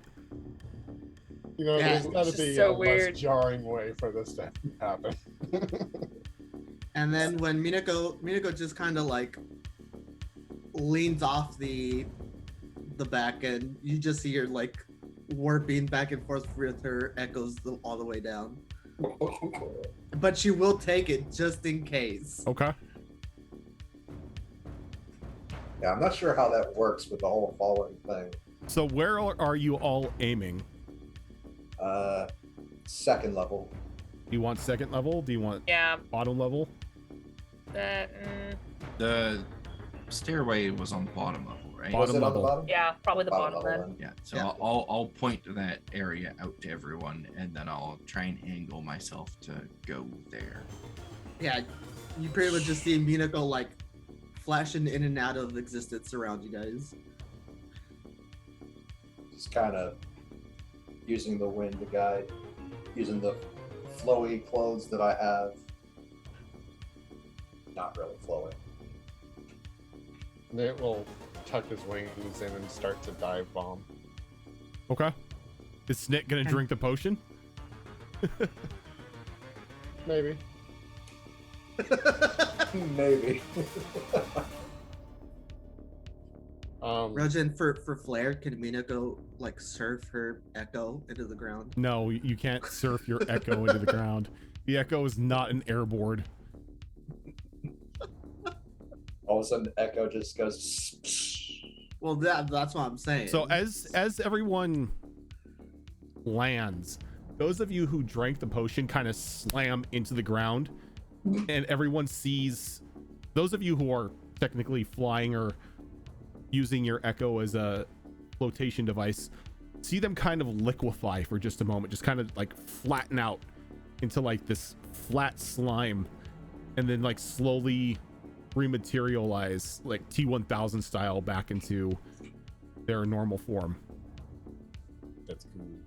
Somewhat familiar feeling. Let me see here. Let me bring up the map for all of y'all. Yay! Map.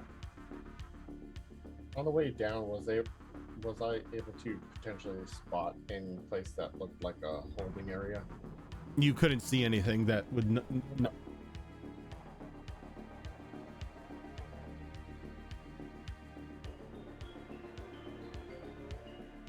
So as you land in, thankfully, one of the emptier parts of the camp. You do see that there are two holdovers next to you, but it doesn't look like anybody's sleeping in it. Bit of chatter coming from an area over here as a a couple strange looking humanoids, given their height and everything, their build looks possibly human. So all of them seemingly wearing the exact same the exact same like black leather tunics and these very tattered and torn cowls. But Does this look familiar? they're huddled around a cooking fire. And then there's one that's right here who seems to be doing something with the crane itself. But either due to just a large amount of luck or an effect from the potion that you are unaware of, you are not spotted. And the stairway, is that in the one in the bottom left corner of the map? The stairway is right here. Yeah. That's okay. Again, I'll point that out to the group without saying anything this time, and then just kind of look to everyone and see if the stealth plan is still what we're going with, or Reiju casts invisibility on herself. Okay. Through the rings, Nerix will whisper, like, go to the crane. Get the guy on the crane. Minako will walk to the edge, and And I as you can't walk to control the, my echo. how can you? And I'm stealthing, by the way. Give me a second. Let me see if I can give you control of it again.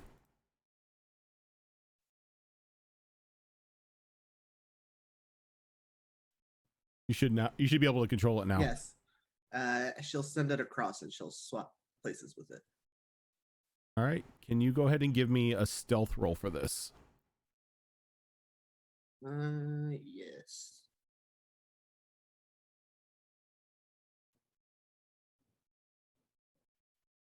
Nat 20, baby, 23. Nice. Let's see if he notices you. What is his? Now that I know that the symbol is a 20 and not the 1, like last time. Don't laugh, assholes. Hey, it was funny until I got hurt from it. So you got a 23 with a nat 20? Yeah. You got a 22 with a nat 20, so you barely got by this. Yeah, because I'm a bad bitch. I'm gonna kill him. Actually, no, he got a nat 20 for 20 because he has a 0 wisdom. His passive perception is 10.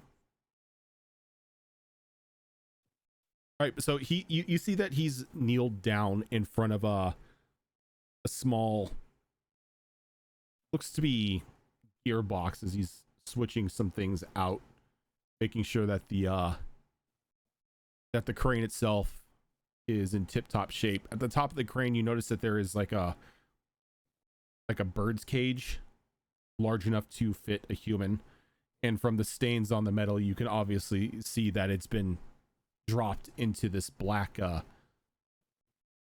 pool multiple times.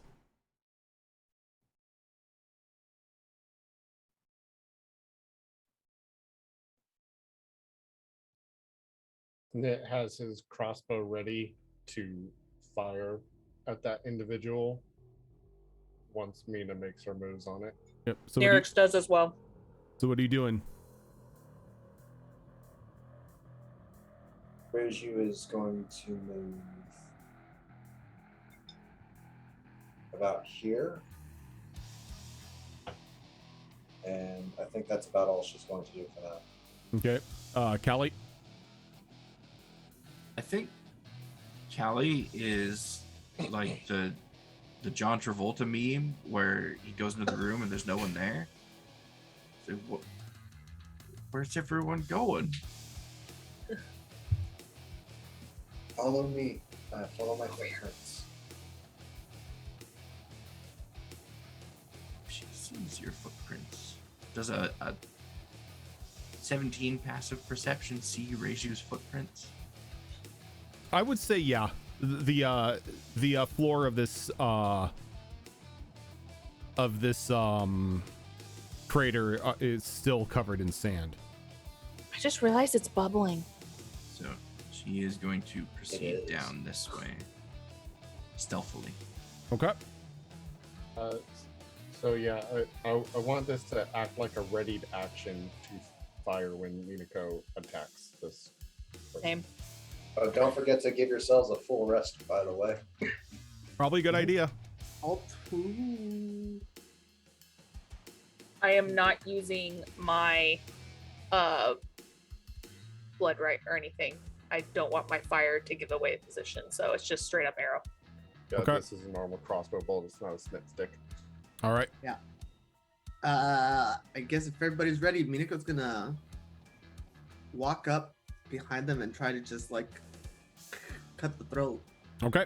Make an attack with That'll advantage make my ready because it action. is a surprise attack. Odd. All right. Let's go, baby. That is. Do I get +1 to damage or attack? Damage. +1 to damage. Damage. Okay. So that is a 19. A 19 to hit. That'll hit. So it's 1d8 + 6 today. Let's go. Haha, max damage. What's 8 + 6? That's 13. 14. 14. Thank you. All good, man. I got you covered on the math. Don't worry about it. Listen. I had to take college algebra 3 times. Don't ask. So Not going ready to, just actions let me go know. off. Hold on a sec. Want to He see? drops first. I want to see something. Oh, any successful hit that you land on a surprise creature is considered a crit. Ooh. Oh, so I roll. We're using Brutal critical. brutal critical, He so it's rolled- max damage he rolled- plus Oh, your so I 14. rolled double max then. So it's 28. 22. 28. 28. Oh, wait. Because it was 28. a 14, 14. so 28. Yeah, 14. Quick question. Yes. Are we supposed to double the No, the no, no, no, attribute no. bonus? He got the what? The attribute Yeah, bonus? yes, because Yeah. in our version of brutal critical, we double everything. Then I screwed up on last combat. Mm-hmm. But- So 28 damage. 28 damage. Okay, so he's still up as Ah, Mina. but I have multi attack. No, surprise attack is not surprise? Okay. surprise attack is Okay. one But action. me and Snit had our arrows Yep, ready yes, if you we didn't see did. him drop. So you can go ahead and fire as well. I'm using sharpshooter. You have advantage as well since it's still technically a surprise. And pack tactics. And Either way. yep, He gets giga advantage. It's 23. 23 will hit. So that's a critical. Oh, sweet. Okay, yeah. 20. So, 21 to hit. 21 will hit as well, so that's a critical as well. so that's 12 for max damage plus. Okay. Critical. All right, sharpshooter.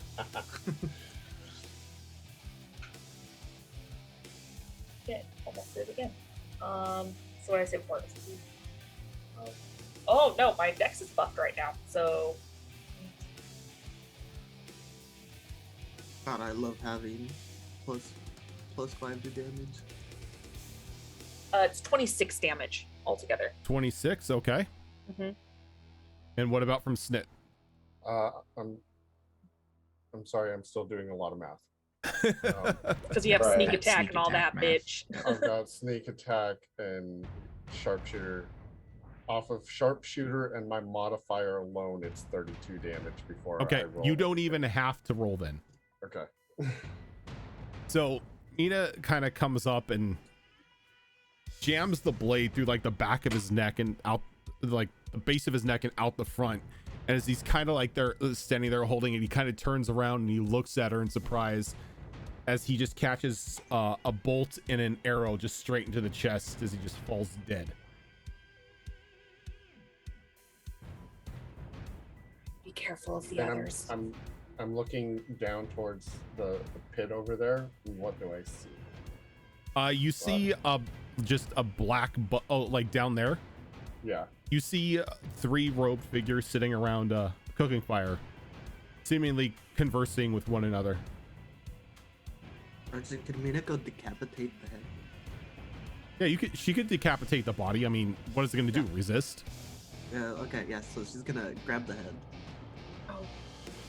Okay, well that slightly changes my plan. So I'm going to sneak over to the body and sit it up as if nothing happened. So it looks like the body's there, but it's gonna be slumped over, so it doesn't look like it's missing a head. Quasi weekend at Bernie's.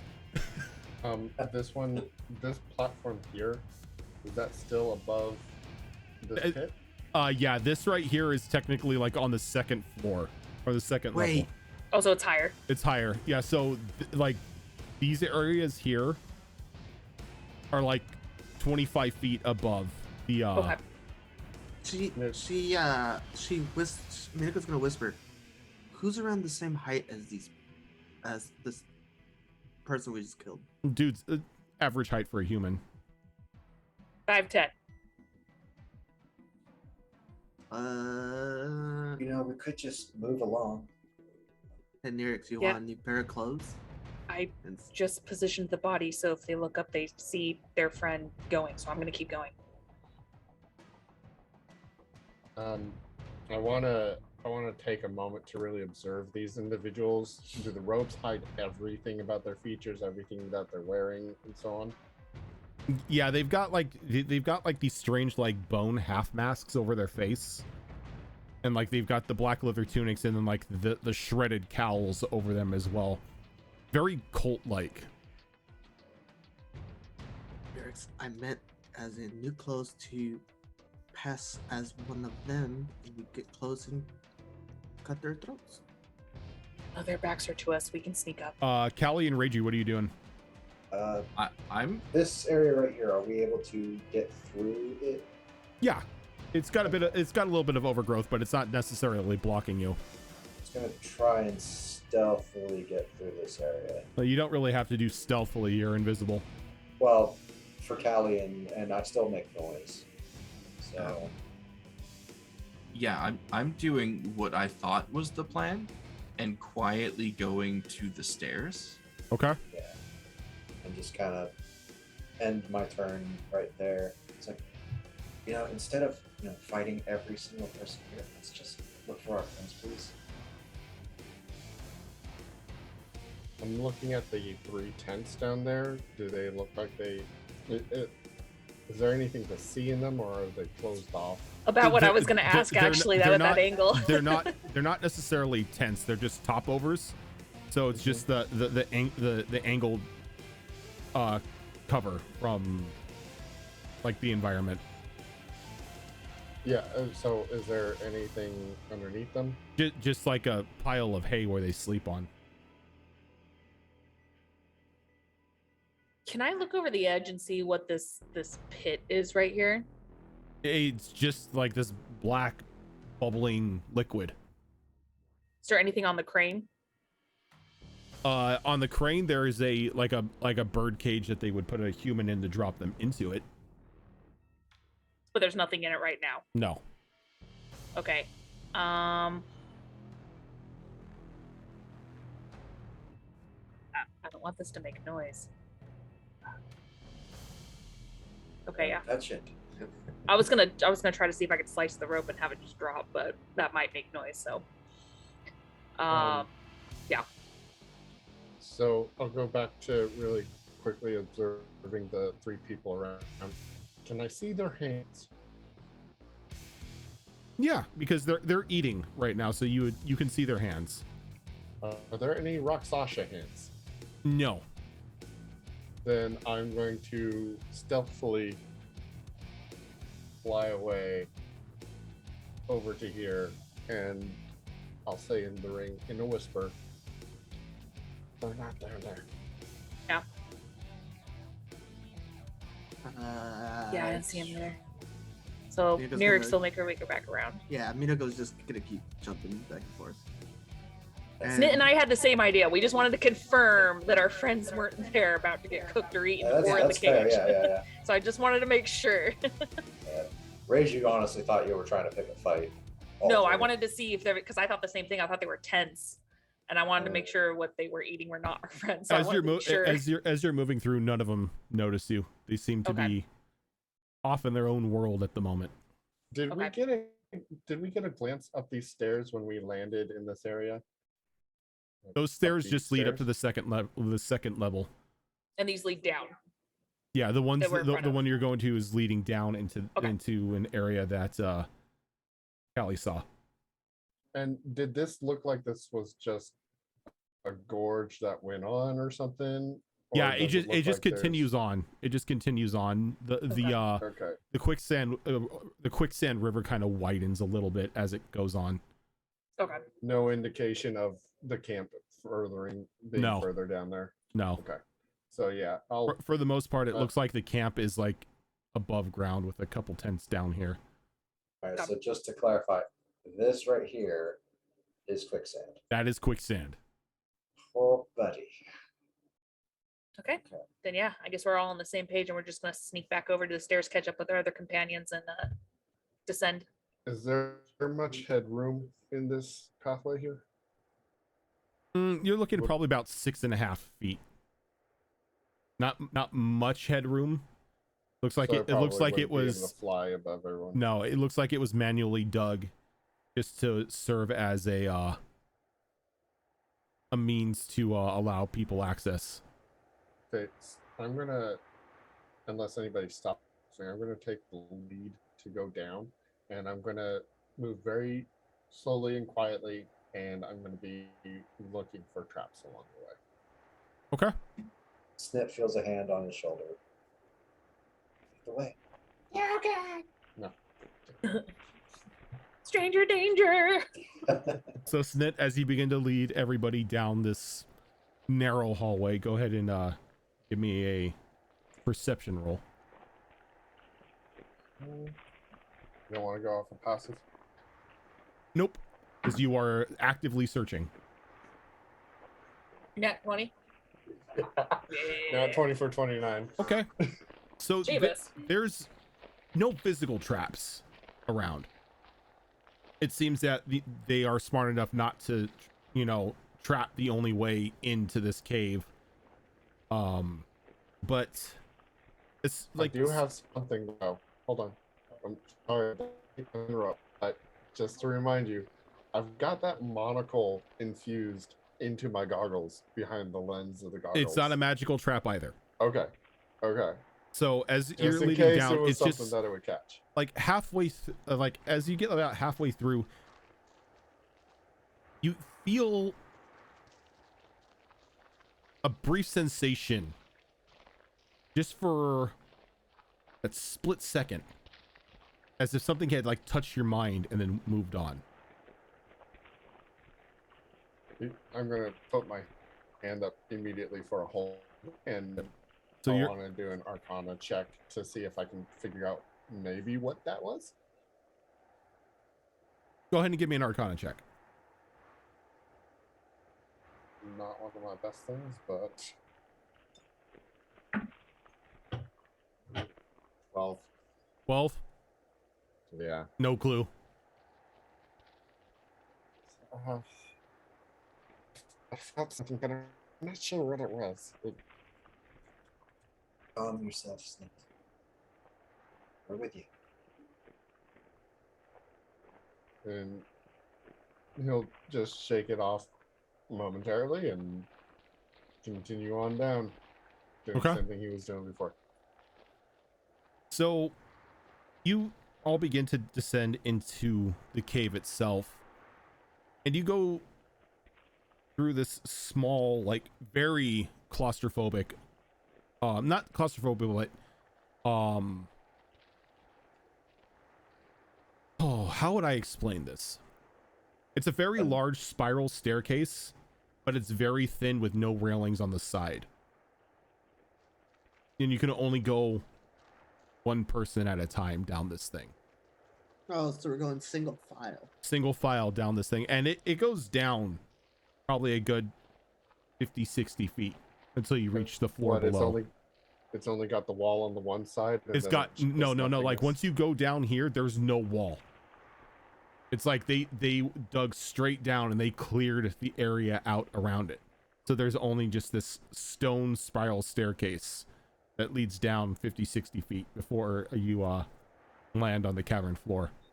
So it's an OSHA violation. Oh, yeah, major OSHA violation. Snit will get to the air then to be a little bit more comfortable. Well, no, he want to make sure that he's gonna, he'll keep on the staircase and keep making sure there's no traps or anything on the way down. Version, because I don't think we've ever really done it in like, is it dimly lit down here? Barely. There's barely any trace of light down here. Like those of you that do not have night vision are pretty much blind at the moment. I have a question. There's like two em- torches. The echo sees exactly what you see. Yeah, but does the echo emit No, light? the echo does not emit like any sort Okay. of like visible light for you to be able to use as a torch. But there are two torches at the base of the stairs that illuminate out a little bit. But beyond that, you really don't see much. So you can hear the echoing of chains moving like around you. And then every now and then, like the clanging of metal on stone. Who in the group doesn't have dark vision? Echo does not have dark vision. Callie also doesn't have dark vision, but because she's never tested this before, she's gonna cover her good eye and look through Ruger's eye. Does his vision see in the darkness? Yes, Ruger does provide you with dark vision. Okay, so I'm gonna keep my eye closed because I don't want to be wandering around here looking through 3D glasses. That would be weird and probably give me a headache. Painful. So I'm just gonna be looking through his eye. Not knowing that, but knowing naturally which of the party members have dark vision or don't.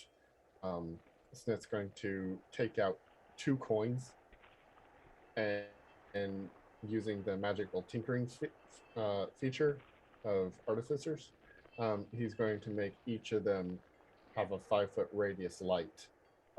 It's not much. It's something that they can put in their pocket to douse the light should they need to, but he's going to hand a coin to Minako and hand a coin to Callie so that they have a light source.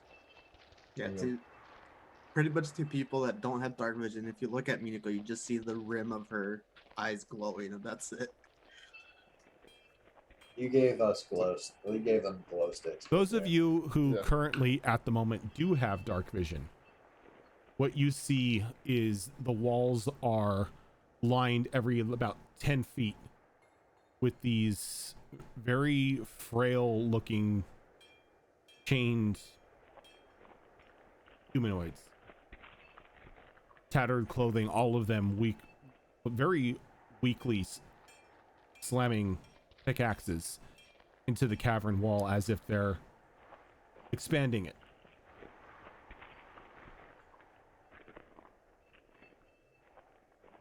Then we'll turn around to Callie and Minako and say, you might want to just keep those kind of covered.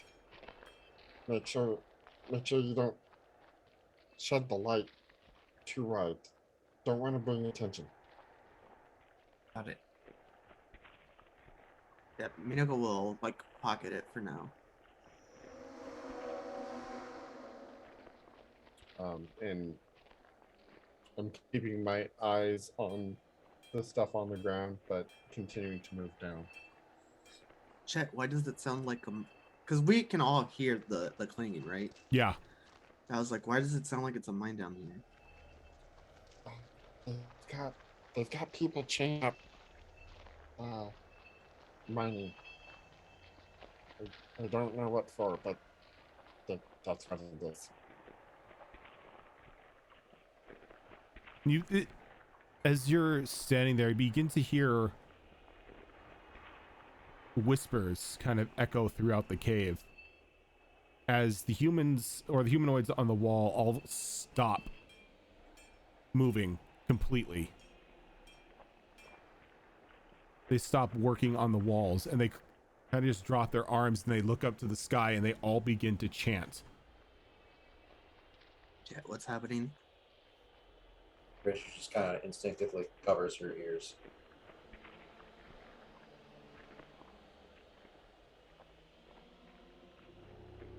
And there's just this drone that begins to pulsate deeper from the cave. The chanting, are they saying anything, or What, is it what just languages kind of do you noises? speak? Not very many. Common and Orin. Common and Orin, I don't believe that's a language that they are speaking. No. Draconic, common, and thieves' camp. Nope. So no Oh. draconic. Let's see, Elven, Draconic, Primordial? Nope. Abyssal, Infernal, Undercommon. Nope. Fuck. All right, cool. That's all we got. So. So Jumble of noise. from what it sounds like, it sounds just like this guttural speech that kind of echoes out in a multitude of voices.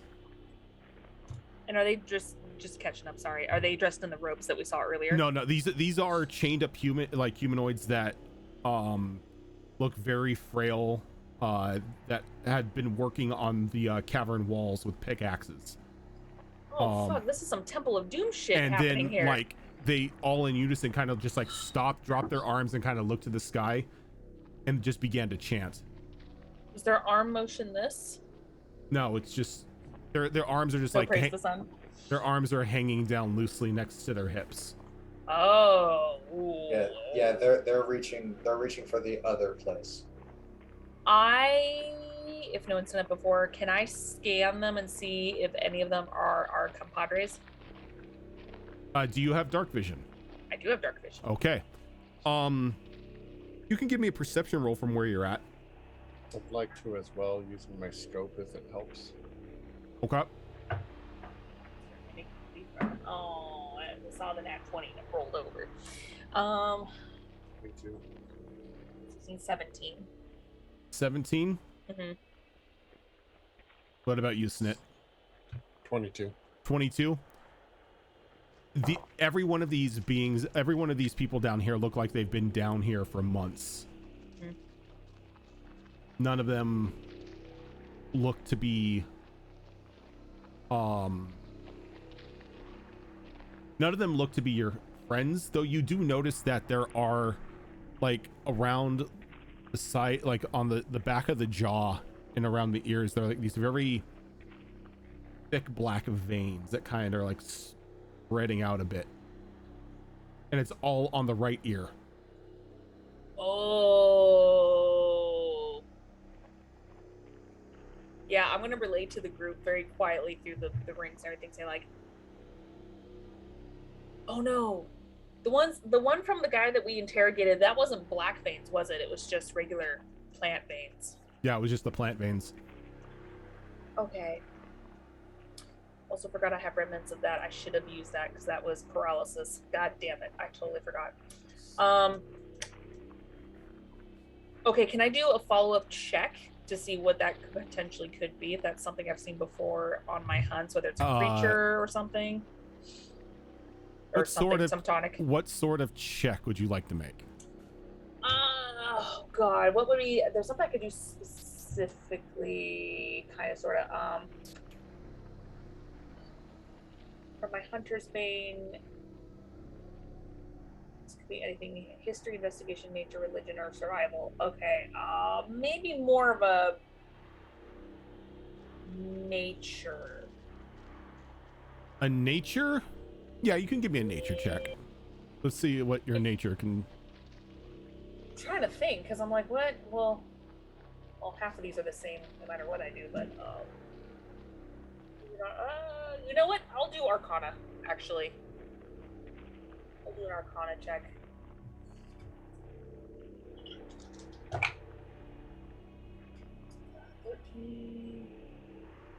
17 again. 17. Mm-hmm.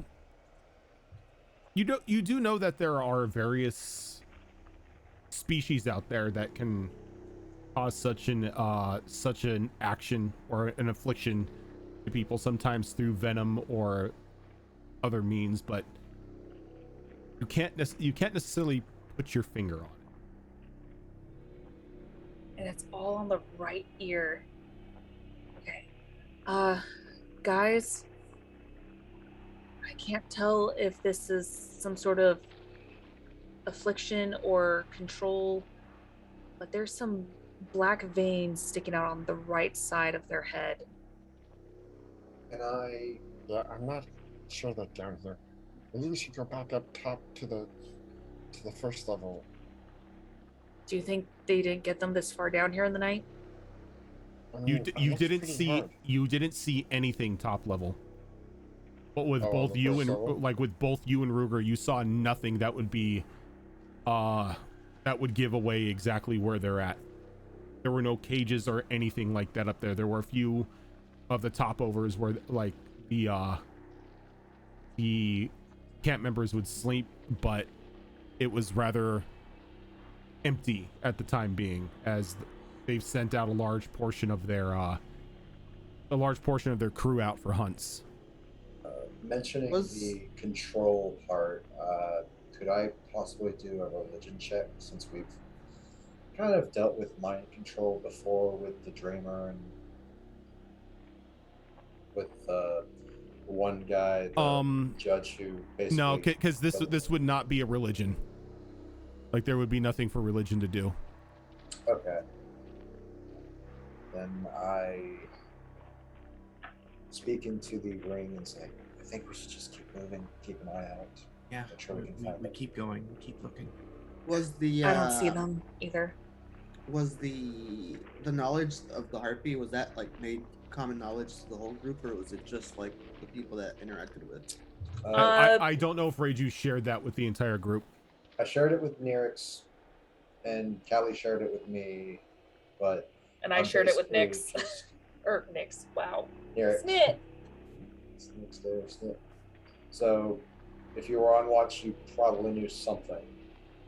So Right. unfortunately, Zelark, Syra, and Nina does not know about it. Yeah, okay, never mind. I was gonna say something, but never mind. Do I see a path that... Yeah, there's definitely a path that goes deeper from where you're at. And is it fairly clear of all these workers? The workers are along the wall, yeah. So unless you like intentionally got near them, you shouldn't really run the risk of coming into contact with them. And what about any kind of guards or overseers? There or are anything zero like that? guards here. No guards, no overseers, not even like a simple jailer. That's creepy in its own right. Well, that kind of confirms more potential mind control. They're like, we don't need to watch them. Yeah, exactly. Ugh. Well, they are also all chained up. Well, that Yeah. too, yeah. Well, we still had a guard in Indiana Jones, I'm just saying. Yeah, how'd that work out for them? They got free. Okay, Yeah, so yeah. I'll continue leading everyone down, still being cautious for traps and whatnot. Yeah, still going to be stealthy, sneak by, be quiet as possible. And again, there are no traps down here. Like, it's just cleared out. So you get to a point to where the cavern sort of narrows, and then the just jagged earth becomes shaped stone. As you walk into this almost temple-like area the ground still fresh dirt, but you notice that there are various forms of oasis-like plant life growing from the soil. The chanting and droning getting louder as you walk into the area. This area is finally lit as there are 4 very bright lights resting atop 4 pillars in the room that you're in. There's then a small alcove that's off to like the bottom left of the room that seems to lead a bit deeper into this temple. In that speech that you heard, that droning voice with very multiple voices speaking all at once, no longer seems to be echoing from the humanoids outside, but seems to be carried by a sole voice in this room. Do we spot the source of that? Not from where you are at the moment. Let me put you on a map. Say, That might Reju, help. invisibility lasts what? An hour? 1 hour. 1 hour? Okay, yeah.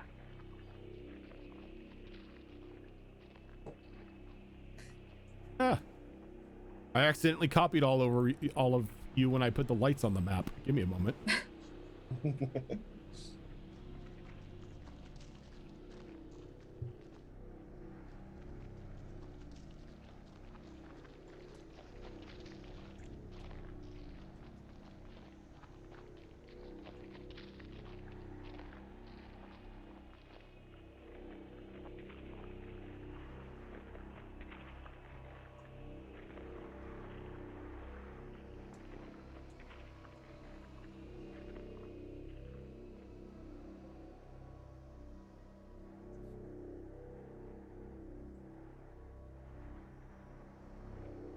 Can you all see the map? Yes. All right, this is the area that you've wandered into. So we can hear the voice, but we don't see anything Yeah, right the voice seems to be echoing out from this hall here. Smith's going to move over to the side of the cavern. Okay. And start moving along the wall. And he'll Give let me- the rest of the party do Give me a whatever perception they want. roll, Snit.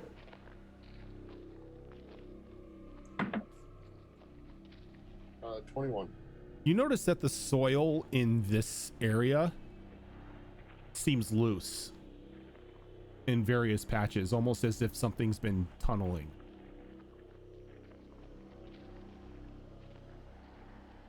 Would there be any kind of check I can do to... I mean, I'm doubtful that there is, but... I don't think you'd be able to give you would be able, well, no, because you are from the caves. Like Snit did grow up in a cave system in like a mining area. Go ahead and give me a nature roll. Okay.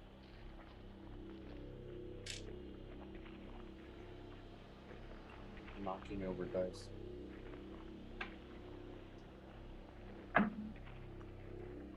That's really not great. 8. 8. You're not really sure. Okay. Well, I'm gonna motion for the others to maybe follow me if they want, but they don't have to. I'm gonna keep pace with Snit, but on the other side of the... Okay. That's funny. I was going to do the same thing. I was going to go the top side on the wall because I want to get close enough to see if there's anything significant about these pillars with the lights on them. They seem to be simplistic stone pillars that just have lights on them. Okay. And I'm looking for traps doing the whole shebang. I'll tell you right now, But- there are 0 traps in this area. Sweet. So And that's I'll good just- because I was not looking for traps. Just Okay, out of so- curiosity, how long has it been since I cast invisibility? In That's not what an I- hour, I was going to say, I don't think it's been an hour. Just making sure. maybe Just- 15 yeah. minutes.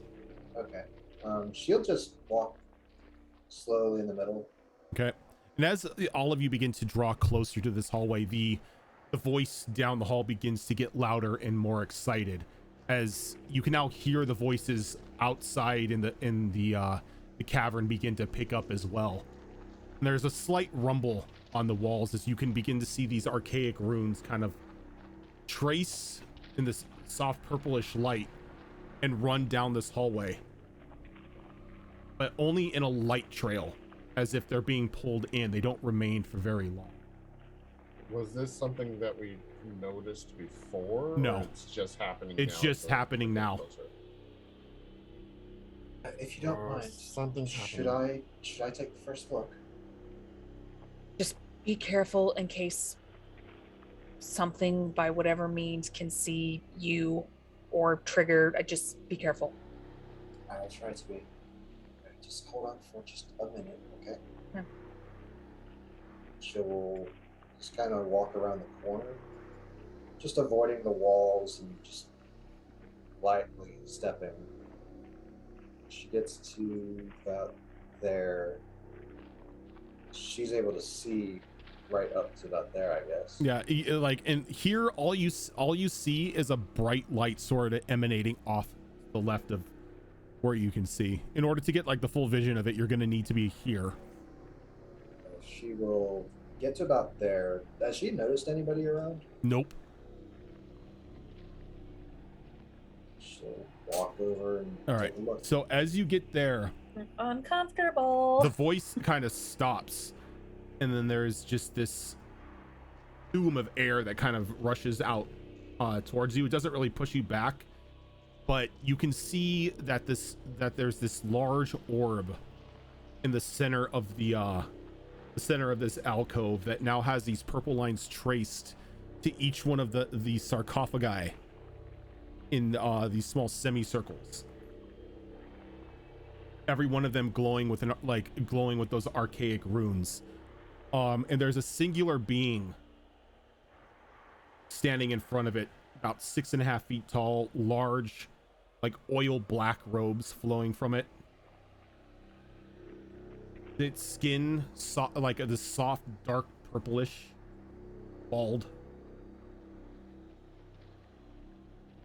And from its stance, it seems like it's standing there looking at the orb with its fingers kind of just pressed together.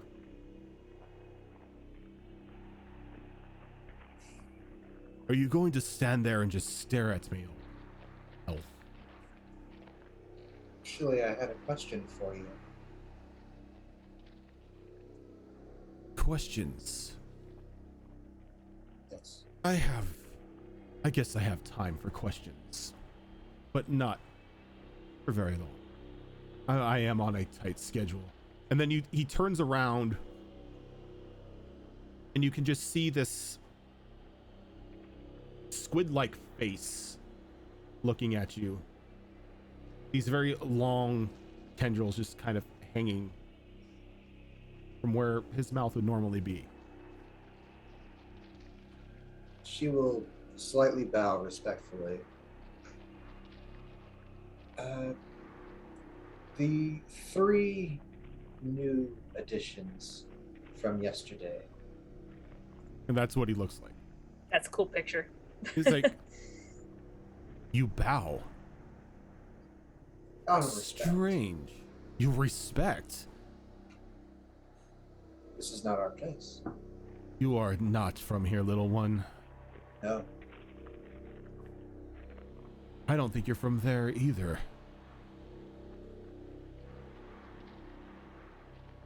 He kind of like takes a couple steps forward.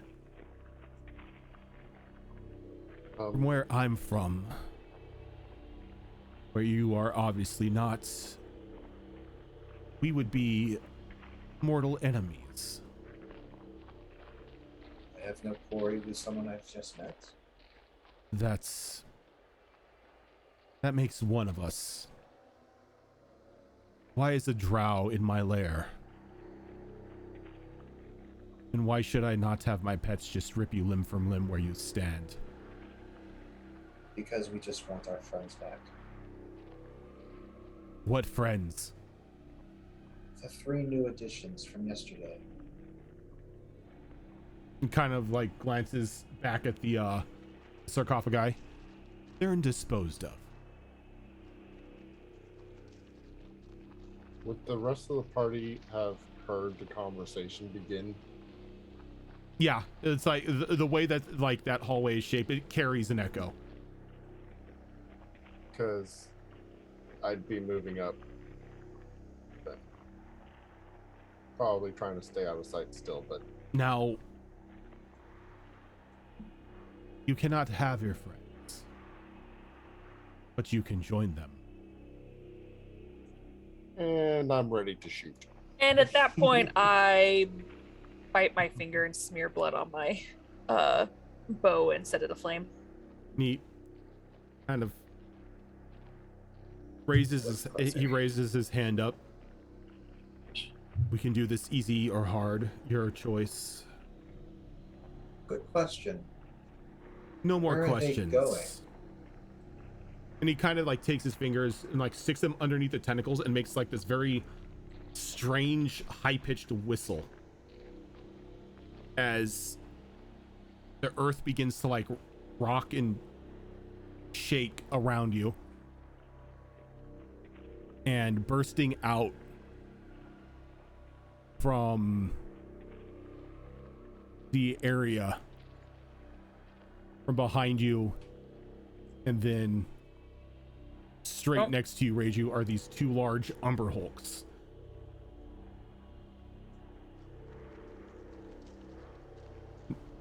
The Mind Flayer up at the top of the stairs looks to the one that he can see. Don't kill them, but don't let them escape either. We're not leaving without our friends. Then you will join them. And with that, I'm gonna need initiative. Woo! Just out of curiosity, when I see them, do I know anything about these creatures? Not. I don't think you would, because the Umber Hulks are relatively subterranean. Okay. Right, initiative's a thing. Initiative is most definitely a thing. Oh, my initiative bumped up.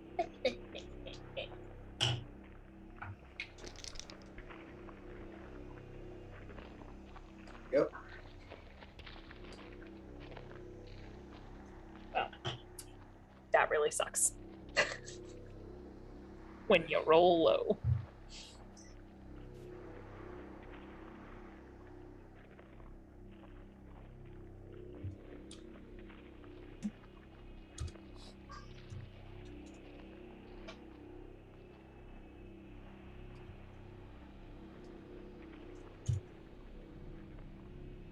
God damn it, people.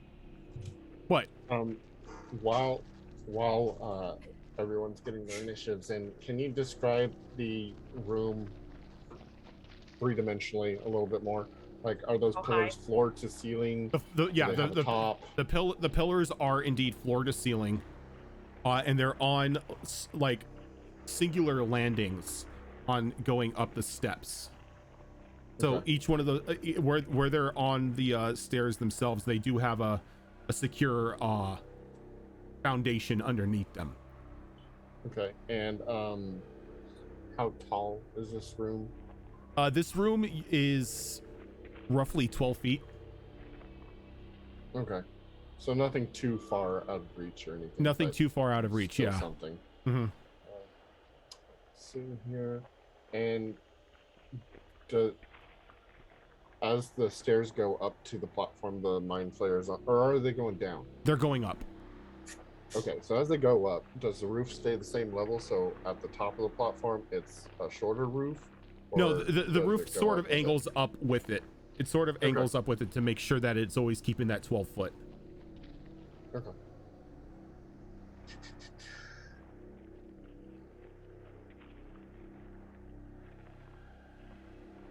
And before we start combat, we're going to go ahead and take our second break for the day. That way we can refresh our drinks and everything before everyone starts fighting for their life.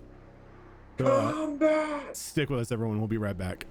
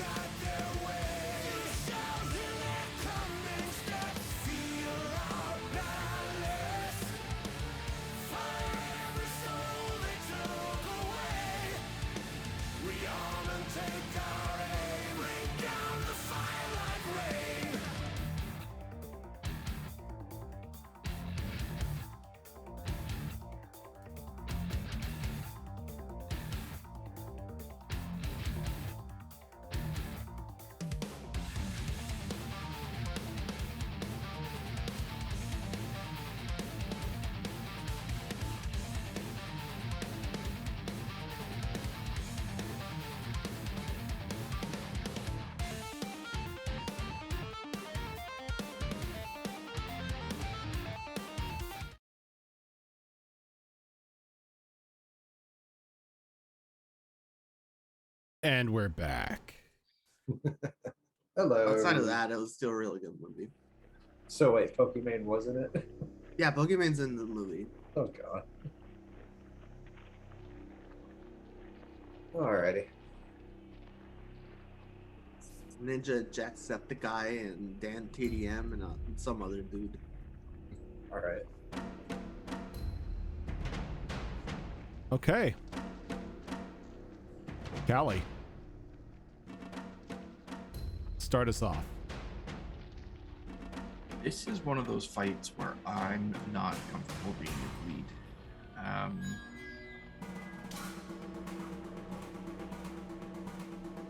guess first she's gonna move to here. She'd probably try to move into Reiju's space, but then bump into Reiju. Oh, sorry. Shuffle on behind her, just to get a good look at everything. That orb, is it like sitting on the ground? Is It's it sitting hovering. on a pedestal? Hovering. Okay. Give me a sec. All right, you're fine. And this guy clearly alluded to our friends being Indisposed of. indisposed.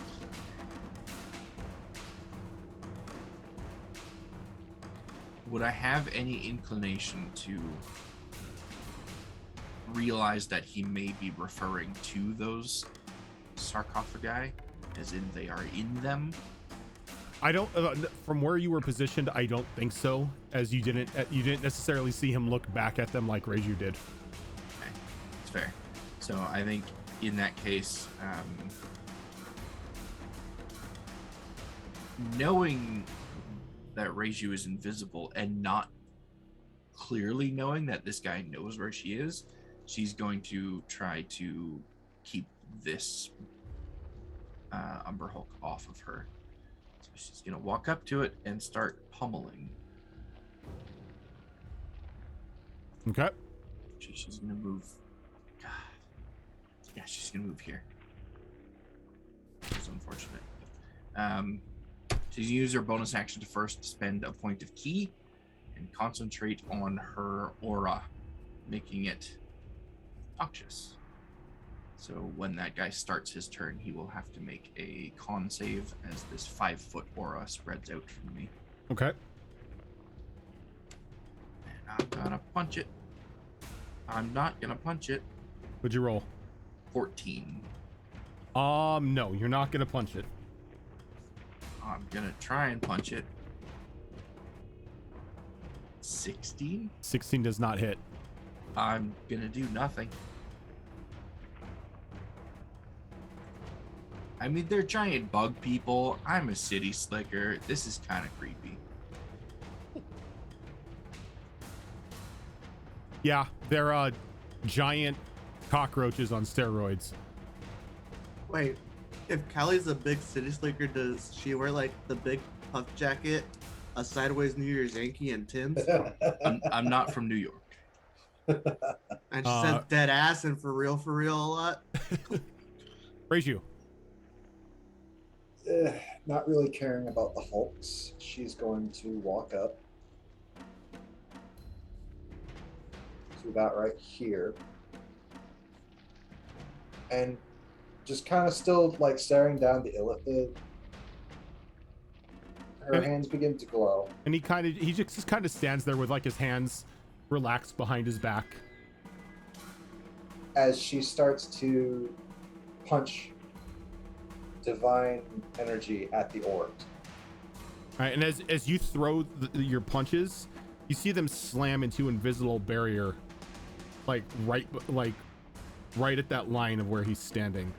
So one punch goes out, and I see the barrier. Yep.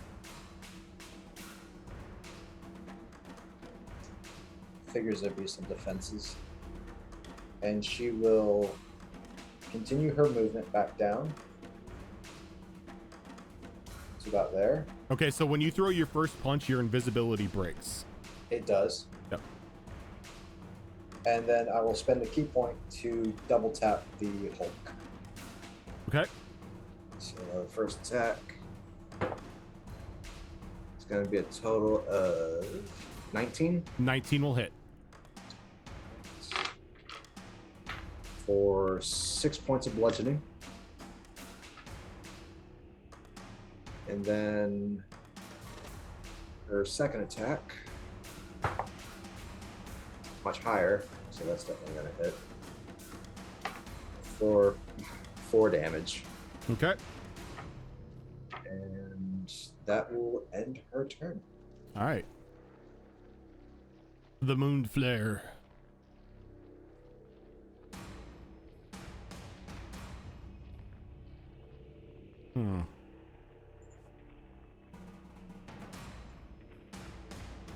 I think at the moment, the mind flare is going to stand there and watch as he, like, you can notice that every now and then he kind of like looks back over at the orb to see what it's doing and then just continues to watch the battle.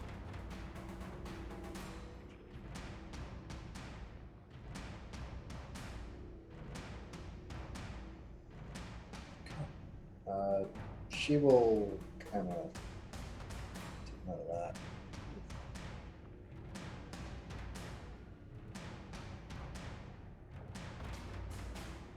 All right, so the Umber Hulk,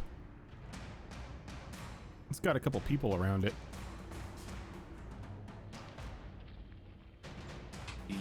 The one near Callie has to start its turn with a Constitution saving throw. Constitution saving throw of 18. 18, it is fine.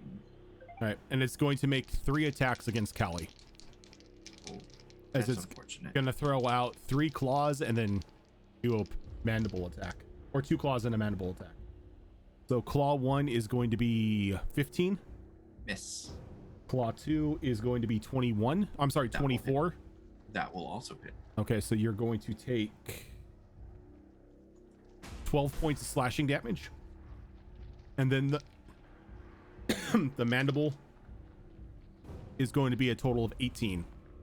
That will miss, thankfully, because if I remember correctly, that attack really hurts. 2d8 plus 5. Yeah. All right. The one back here, Mina, is your echo up at the moment? Is it? Yes. Okay, so it's going to make a claw attack against the echo. That's going to be a 22 or 25, I'm sorry. Okay, so if it hits that, your echo's got 1 HP. All right, so that pops the echo. It's going to move forward and it's going to make a claw and a mandible attack against you. Does a dirty 20 hit? So you're going to take 10 points of slashing damage. And then the mandible, that's going to be a 21.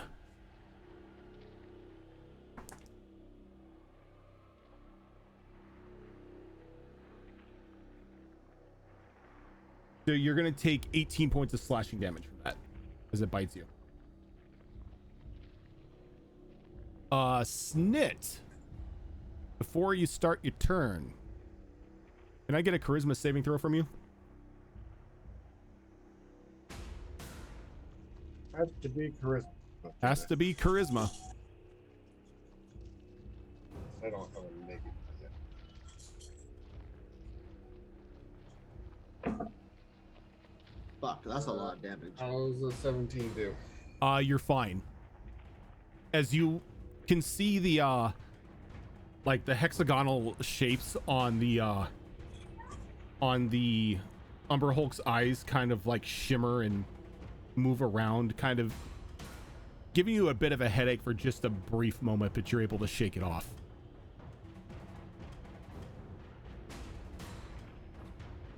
All right, Umber Hulks have some tricks up their sleeves. Fun. Where's Scrappy? I don't know. Scrappy was coming. Who's Scrappy? My steel defender. Where the fuck is Scrappy? Did Scrappy survive the jump out of the balloon? Oh no. Oh yeah, that's right. Scrappy would have not been able to jump. Scrappy doesn't have a landing system. Why the hell do I have this thing? It's still sitting in the hot air balloon going, Okay, so Kindness, another master. project for Scrappy, built-in parachute. I completely forgot about that. I was about to try to find Scrappy to put him on the board. He needs landing thrusters. Scrappy was supposed to come on this mission. You're gonna need like 100-pound I think springs. just to- Scrappy would have just gone into shambles and made the noise when we landed. Oh no. Spent the time this morning making it battle mode. Oops. And maybe it's tossing bombs out of the. Yeah, that doesn't. I give me think a I whole lot think of good- I think Does Scrappy it? I think Scrappy right now is blue screening and trying to figure out why Reiju shoved 10 pounds of hair in its mouth. For no reason, and then left.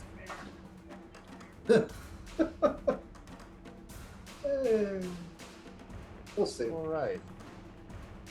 Well, there goes using Scrappy.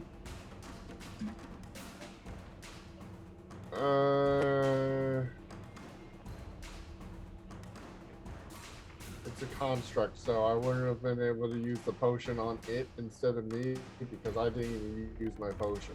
No, because you can't use that potion on a construct. Alright. Well,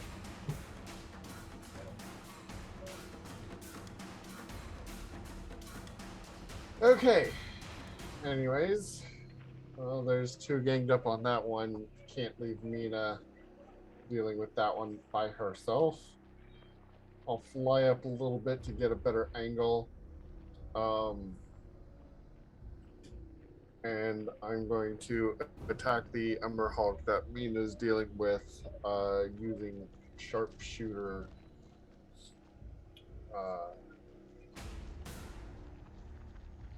To hopefully help.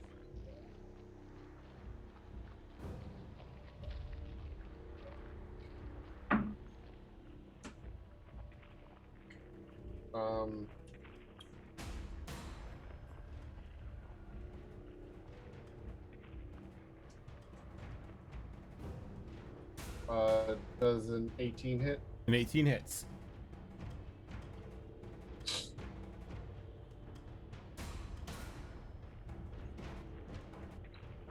I'm not using snit sticks because The we're in fuck a did cave. you use pack tactics? Yes.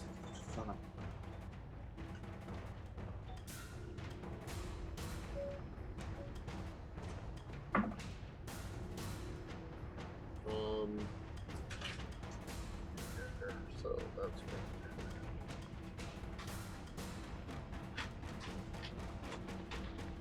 good. 13 points of damage. 13, nice.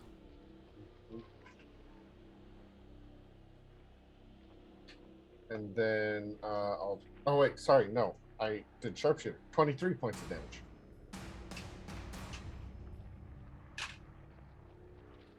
And then I'm going to take my second attack, also using sharpshooter.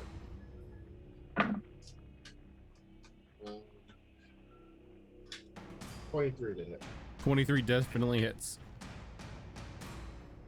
I'll get sneak attack on this one.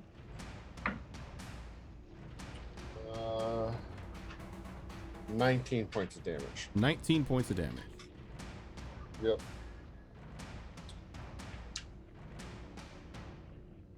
Okay. And that will be my turn. Okay. Mina, since you have your back to it at the moment, you don't have to give me a charisma saving throw. Sick.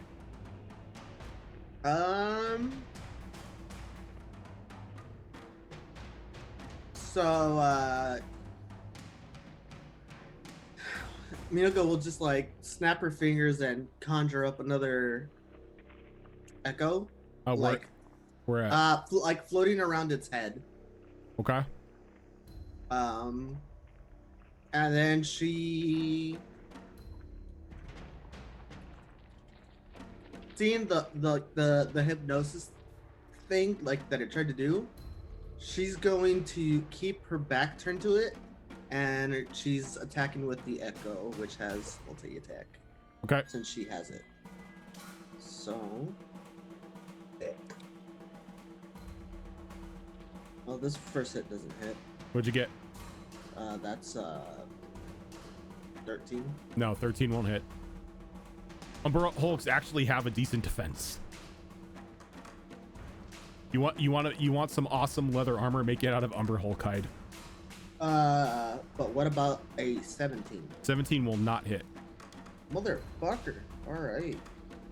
Well, that's all she can do. Okay. Oh, these are beefy. Mm-hmm. Big boys. Nirix, can I get a charisma saving throw from you? Do I even bother? Do I even? It's not that high of a save. Well, Please you say bother. that. Please bother. Yeah, the least charismatic of the group. Let's go, baby. That is a 12 for 9. 12 for 9. Okay. So You have you're a negative I have a negative 3. I rolled ones 3. on my stats. so the eye shimmer, and this actually catches your attention, and it lulls you into a state of confusion. Oh, fuck. So you can't take reactions until the start of your next turn, Okay. and I need you to roll me a d8.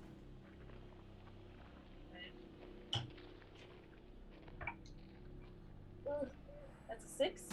A 6. You take no action, but you use all of its movement to move in a random direction.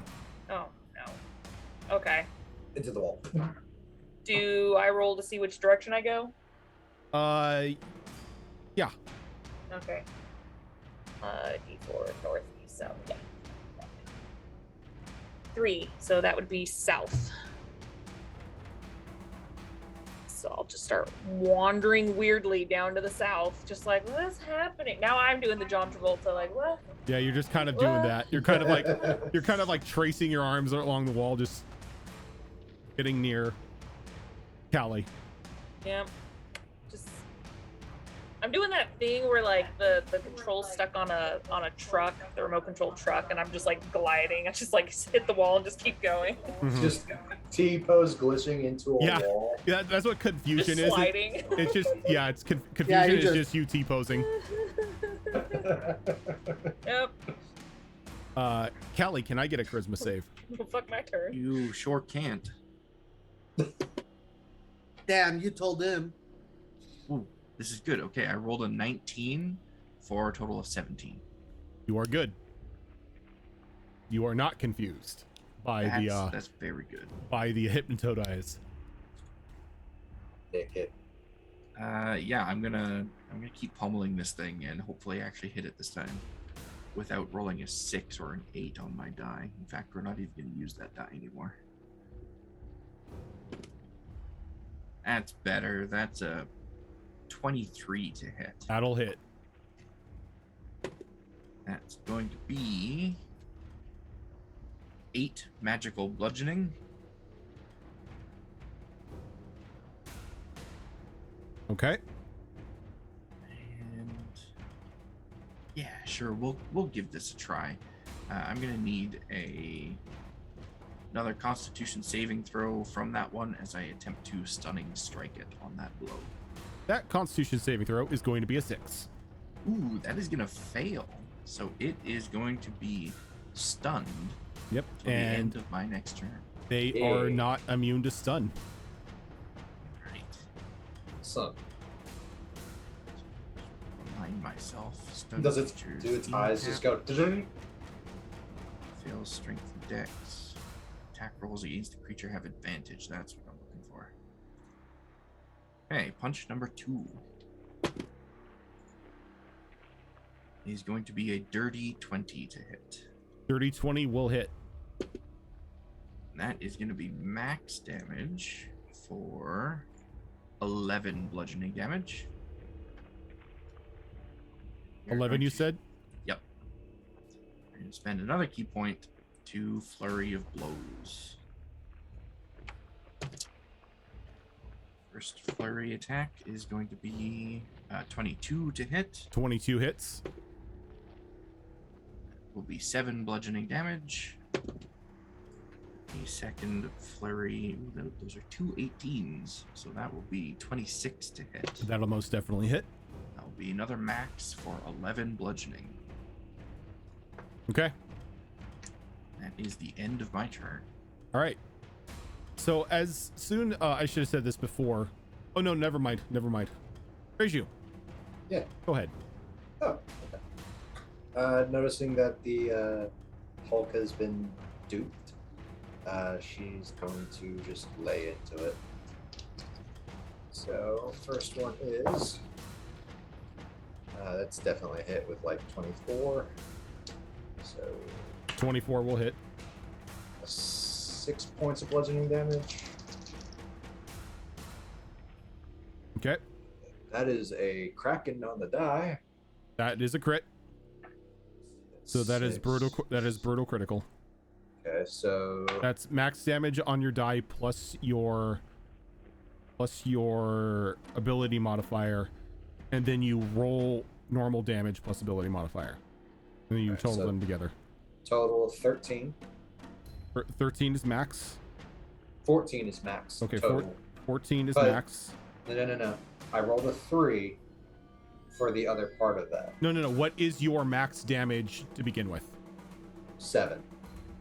Plus your ability modifier. Plus another 3. No. Okay. So the way that you do it is you take you say your max damage right off the bat. So it's the max weapon damage plus your ability modifier. So D4 is 4. 4 plus your ability modifier is 3. So 7. 3. Okay. 7. And then you double that 3. No, you don't double that 3. You roll and then you add the ability modifier again. That's where the double comes in. Yeah. So I rolled. They got a 3, 3, 3, 4. Okay, so you roll, you got a 3, add 3, so that's a 6, so 13 damage. Yes. Gotcha. That was my second attack. And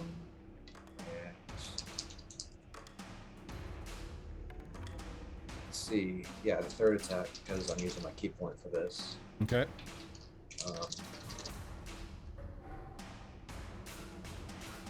It's just gonna be a regular hit. What'd you get? D4, why do you betray me? What'd you roll?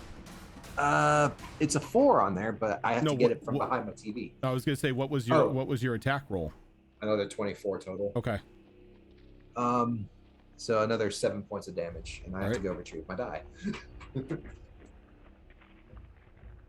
Alright, he's still up. And then I'm going to, since he's stunned,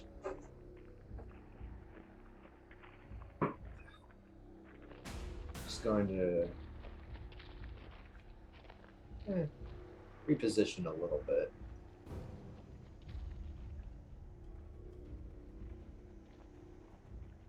Yeah, just right to right there.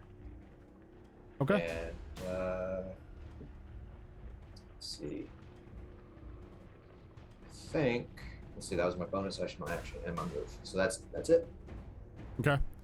And as your round finishes, there's another like fume of air as those archaic symbols trace along the walls again, as you see more of them lighting up on the sarcophagi. Does it seem to be getting longer? There's Like- there's now multiple runes on That are each one of lighting. them. Okay. He kind of looks at you and squints his eyes for a moment. Oh, you are going to be a thorn in the side, aren't you? He kind of like looks back at the orbs. I guess reporting you to the Magisterium is more important than this. Kind of walks over and he taps one of the sarcophagi. He's like, "Eat well, my babies." And you see him kind of like shimmer for just a moment, as then he's like pulled through a small portal.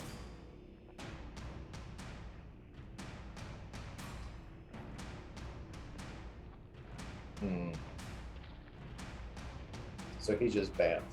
He just vamped. Terrified of the great power of our He is Mr. reporting Party. us to someone. He's an underling. what the Okay, so the stunned Umber Hulk can't do shit. Does still need to make another con save though. That's going to be a total of 10. 10. What is my DC? My DC is 15, so he is now also poisoned. So he makes attacks with disadvantage. Yes. Right. Nice. Do I have a poisoned global condition? I think I would. I think there's actually one of those just regular poison skull things. I don't think I have one, but And he also takes 4 poison damage from that. oh yeah, here's poisoned.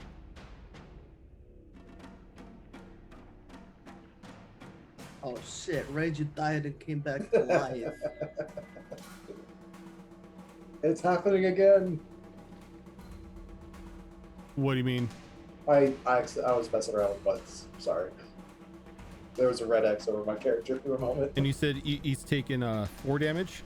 Yep, 4 poison. Okay. The one that's over by Mina is going to make another 3 attacks against her. Against me or the Echo? Against you. Because your back is to him. First one's going to miss with a 9. Second one's going to miss with an 11. Third attack is an 18. Yeah, that hits. All right, so you're going to get bit by the mandibles for a total of 11 slashing. 11? 11, yeah. Cool. Snit, Yes, sir. your turn. Can I get a Okay. charisma saving throw from you? I don't want to. You have to.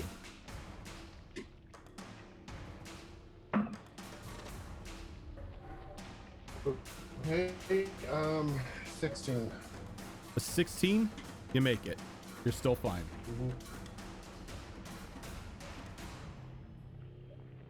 Go for high, straight off the die rolls. Okay. Without using an action, would I be able to do some sort of Arcana check to see if those lines that are moving the energy along could be damaged? No, that would require an action because you're technically trying to recall or you're trying to investigate. That's fair. That's why I asked. Let's see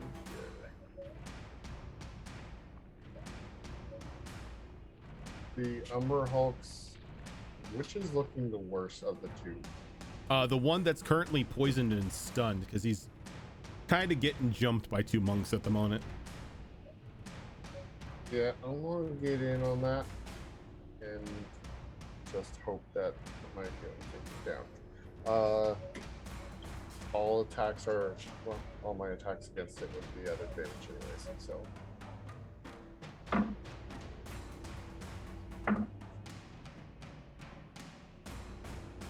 Well, that one's going to be a nat 20. Ouch. Let me see here. So with sharpshooter.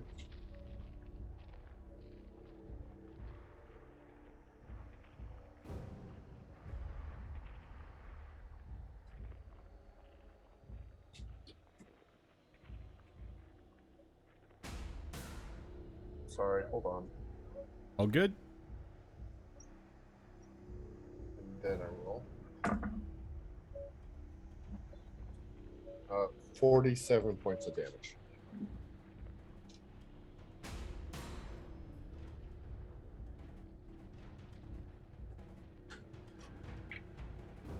What Umber Hulk? Jesus. All right. And then I'll turn around for my second shot, which does not have sneak attack, but I will also be using sharpshooter on that one.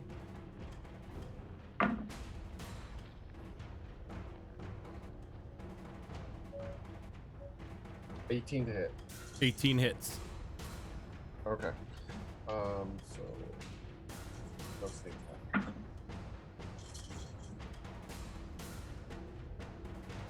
17 points damage. 17. Okay. Anything else? No, that's it. All right. Mina. Same deal. It's attacking from behind with the echo. Yep. Yep. That misses. That misses as well. Fucking A. Alrighty. Cause she can't take another. Oh fuck.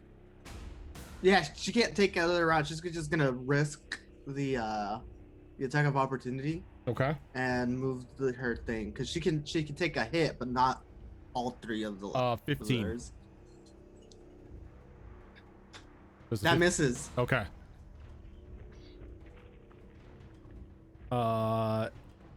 Nerix.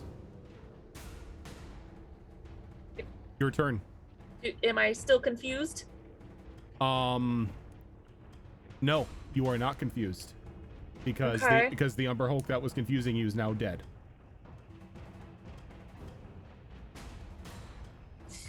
Just gonna look around, confused for a different reason. Realizing that what's his butt is gone. You're kind of staring at the wall. Huh. I'm gonna turn around towards the platform, and is that orb still glowing? Yes.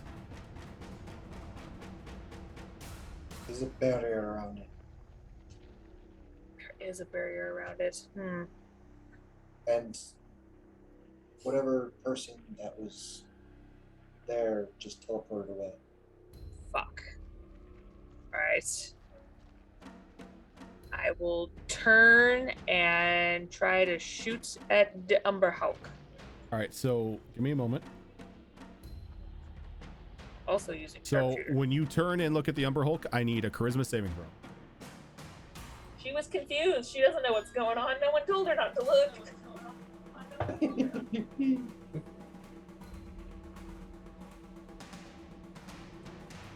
That's a 2 for -2. Can you give me a D8?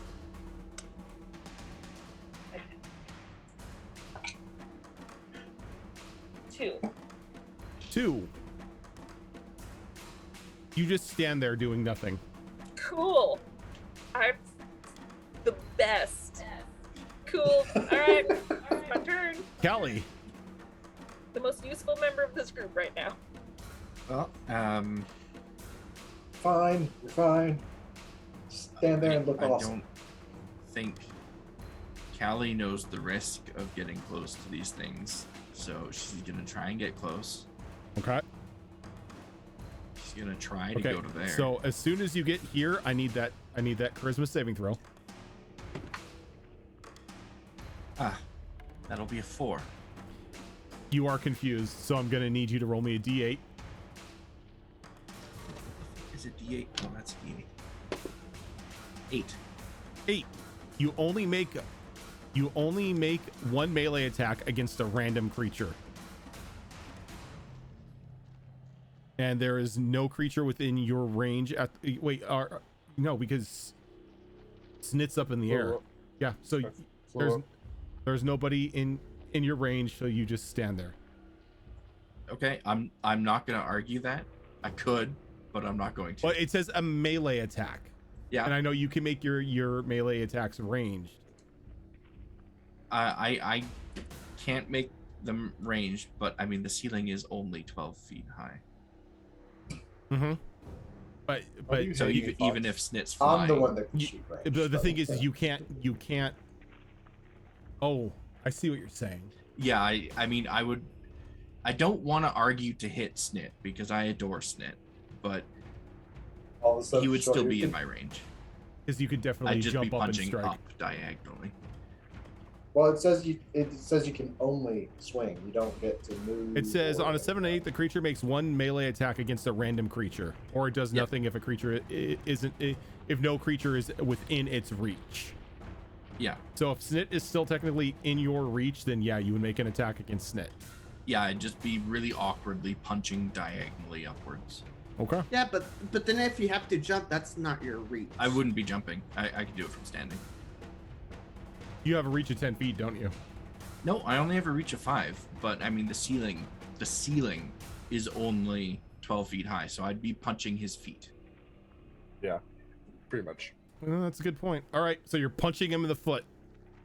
Sorry, Snit. Maybe I'll roll really badly. Incoming crit. I did roll really badly. I rolled a 10. That doesn't hit. So I just make myself look like a fool. So instead. you punch up in the air and you're like your knuckles kind of graze across the bottom of Snit's foot. There was a bug on It you. just I'm looks sorry. down like, what? Raju. I forgot what I was gonna say. Don't worry about it, Snit. Seeing how Your turn. Nyrix and Callian are now befuddled, No, as soon as your round ends, you're snapped out of the confusion. It's only like a one-time thing.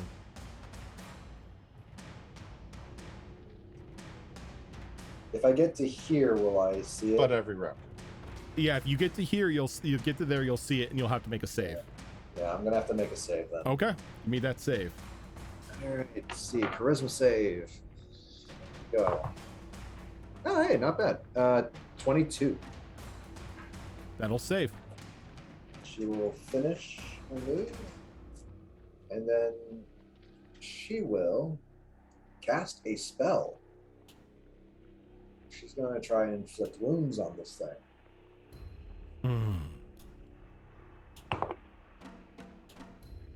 That is a total of 24 on the attack. A 24 on the attack will hit. After the darnage.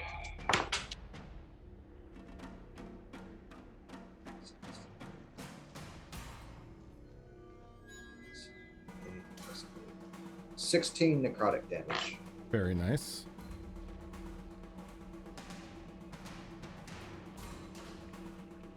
And because that was an attack action, I will now use It would- bonus action to punch. You can't because that was a spell. It was not a melee attack. Spell touch attack. No, it has to be like you're actually melee attacking, not touch attacking with a spell. No, it just says if I attack. Yeah, on the- it's only physical. Yeah, it's not for magical. some reason, that's otherwise I'd Attack. be able to abuse it as well. The attack action is different from a spell attack. And for a bonus action. Because yeah, for a spell attack, it's technically you're casting a spell. Yeah, then at that point, she will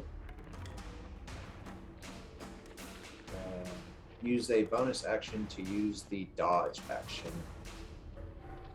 by spending her last key point. Okay. That's her turn. All right, the Umber Hulk. Now with a Reiju in its range. Okay, that's gonna miss.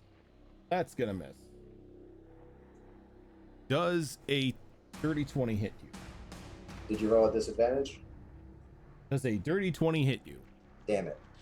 Yes. All right, so you'll be bit by the mandibles. You'll take 13 points of slashing damage. 13? Okay, Yep. That's not terrible, but ow. Snit. Needs to make a con save. And he needs to make a charisma save.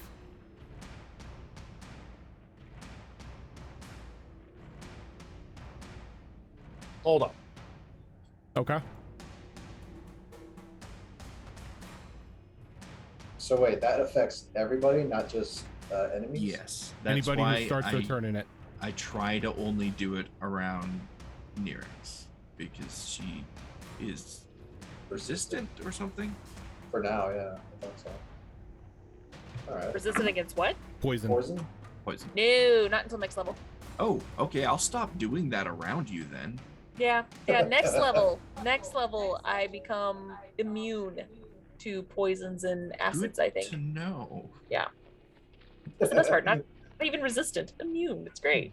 We've been So- lucky. So yeah, so wait a far. level, and then I will stand in it all day long and do a dance and be like, yeah, it does nothing, bitches. So the con, The con save. I have a +2, and that's going to be a 19. The charisma is only going to be a 15. You make both. Yep. So you're fine.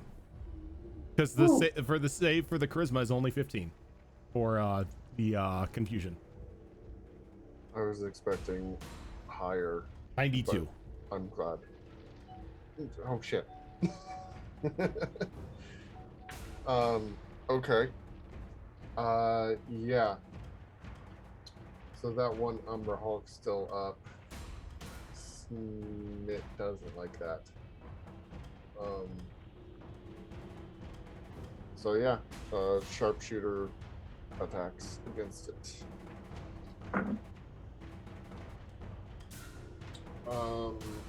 That's going to be a 19 to hit. A 19 will hit. Yeah.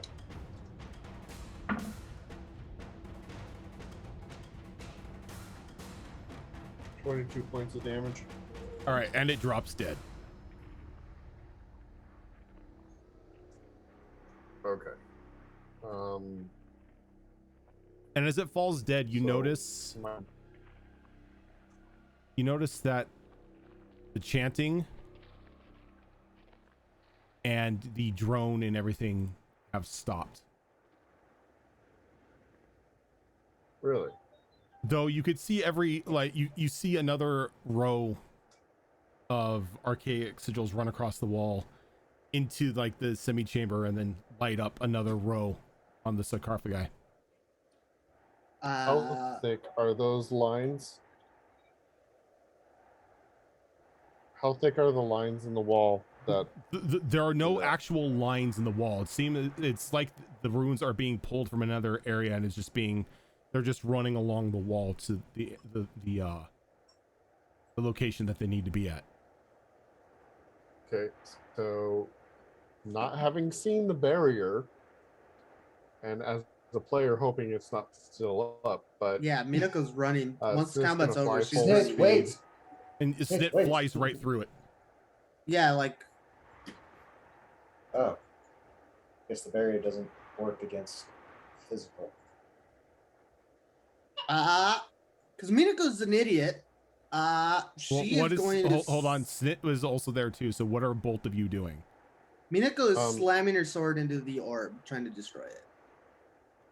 Wait. And what is Snit doing? Snit has his hands up. He's not like touching it, but he's doing an Arcana check on what it. All right, go Trying ahead to figure out go what ahead and it give me is. an Arcana check. Minako, go ahead and give me a stab attack. Oh, this I roll well. 21. This is a 24. All right, so Snit, this isn't necessarily any sort of orb you've seen before. Okay. And upon I wouldn't further expect that. I would. further reflection, it's not an orb, but almost like an aquarium. And you see Mina kind of like stab into it, and it kind of shit. like reverberates like a tapioca ball. And when she pulls out, you can see like this black liquid kind of leaking out, and every now and then these small tadpole-like creatures just come falling to the ground, just flopping. Snit's going to backhand Mina in the face and say, "Stop!"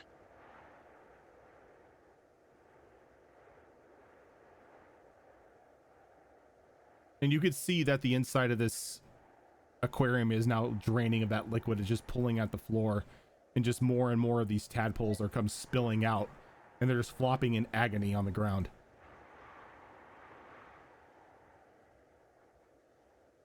Nerix, what are these? I'm getting off. I'm like hovering off the ground. I don't want to be Okay. near those. Yeah, like and yeah. Minako will like avoid the puddle, but she'll make note of it. Do you? You're muted. Your microphone's really low. I would like to investigate the puddle. Okay, go ahead and give me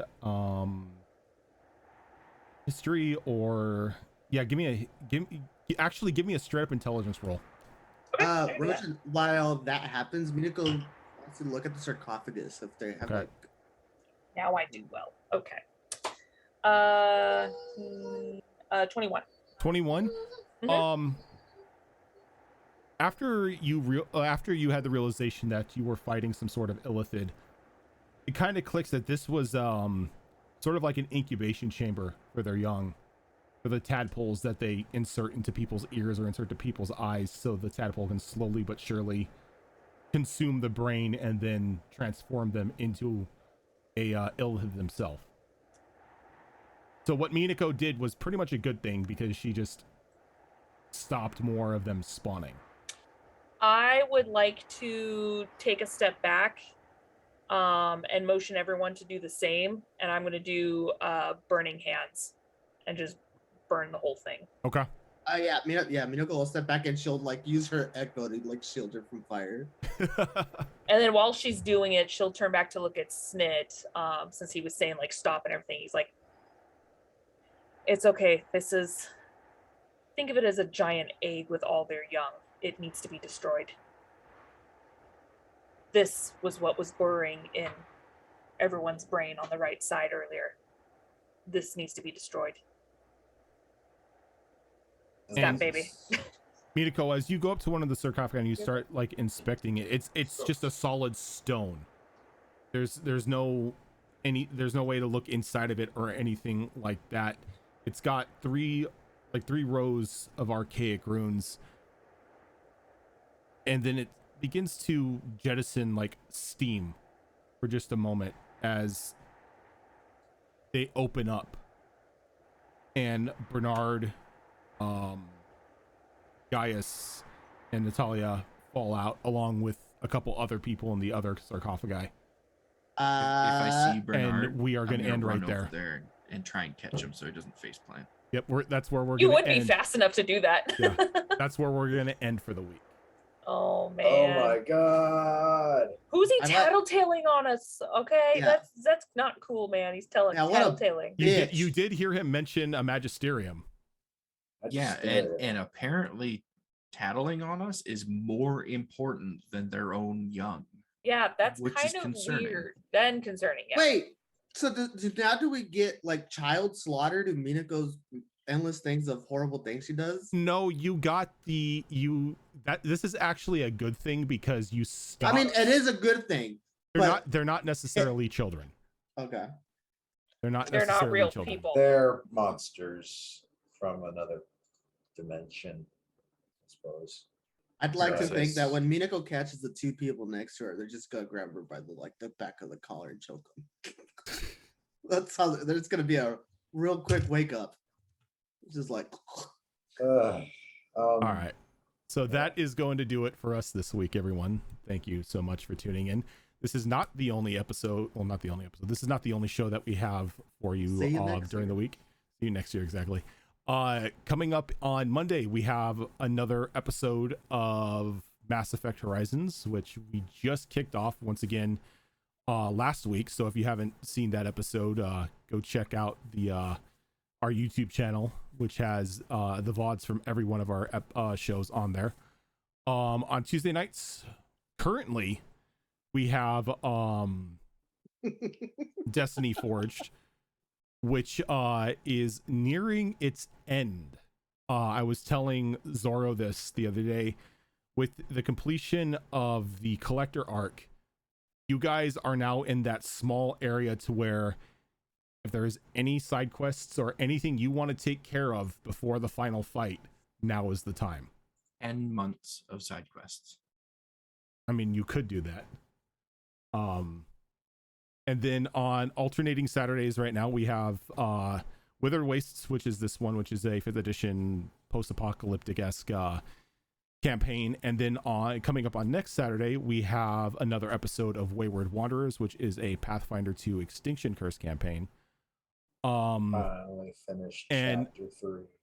And about a little under 3 weeks, I want to say, we are going to start our Halloween episodes for the month of October, finishing the Candy trilogy with a bit of shenanigans on that end with a group of quote-unquote amateur ghost hunters. But that's gonna be taking place on Saturday nights in October from 7:30 p.m. Pacific time till 11:30 p.m. Pacific time. And I'm also hoping I can coordinate it with all of the players for sometime this month, which is only a couple weeks left in this month, but to do a short, like 1 hour RP prelude to Sonata 3. So keep an eye out for that as well. Nice. But that is going to do it for us, everyone. So thank you so much for tuning in, and we will catch you on Monday for Mass Effect. Till then, have a good one.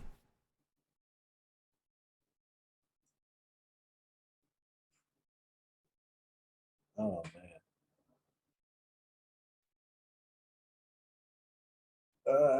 Illithids.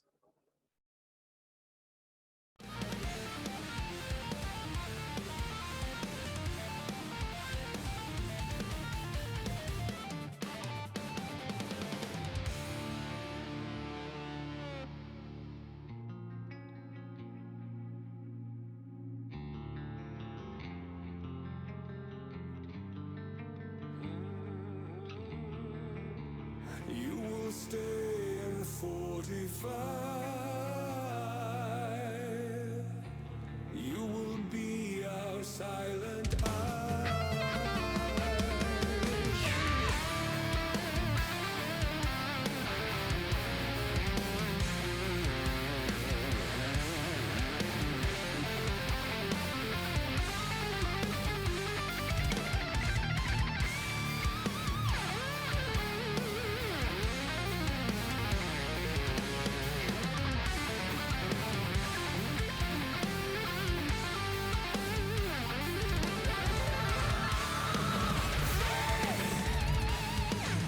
Come seek us out.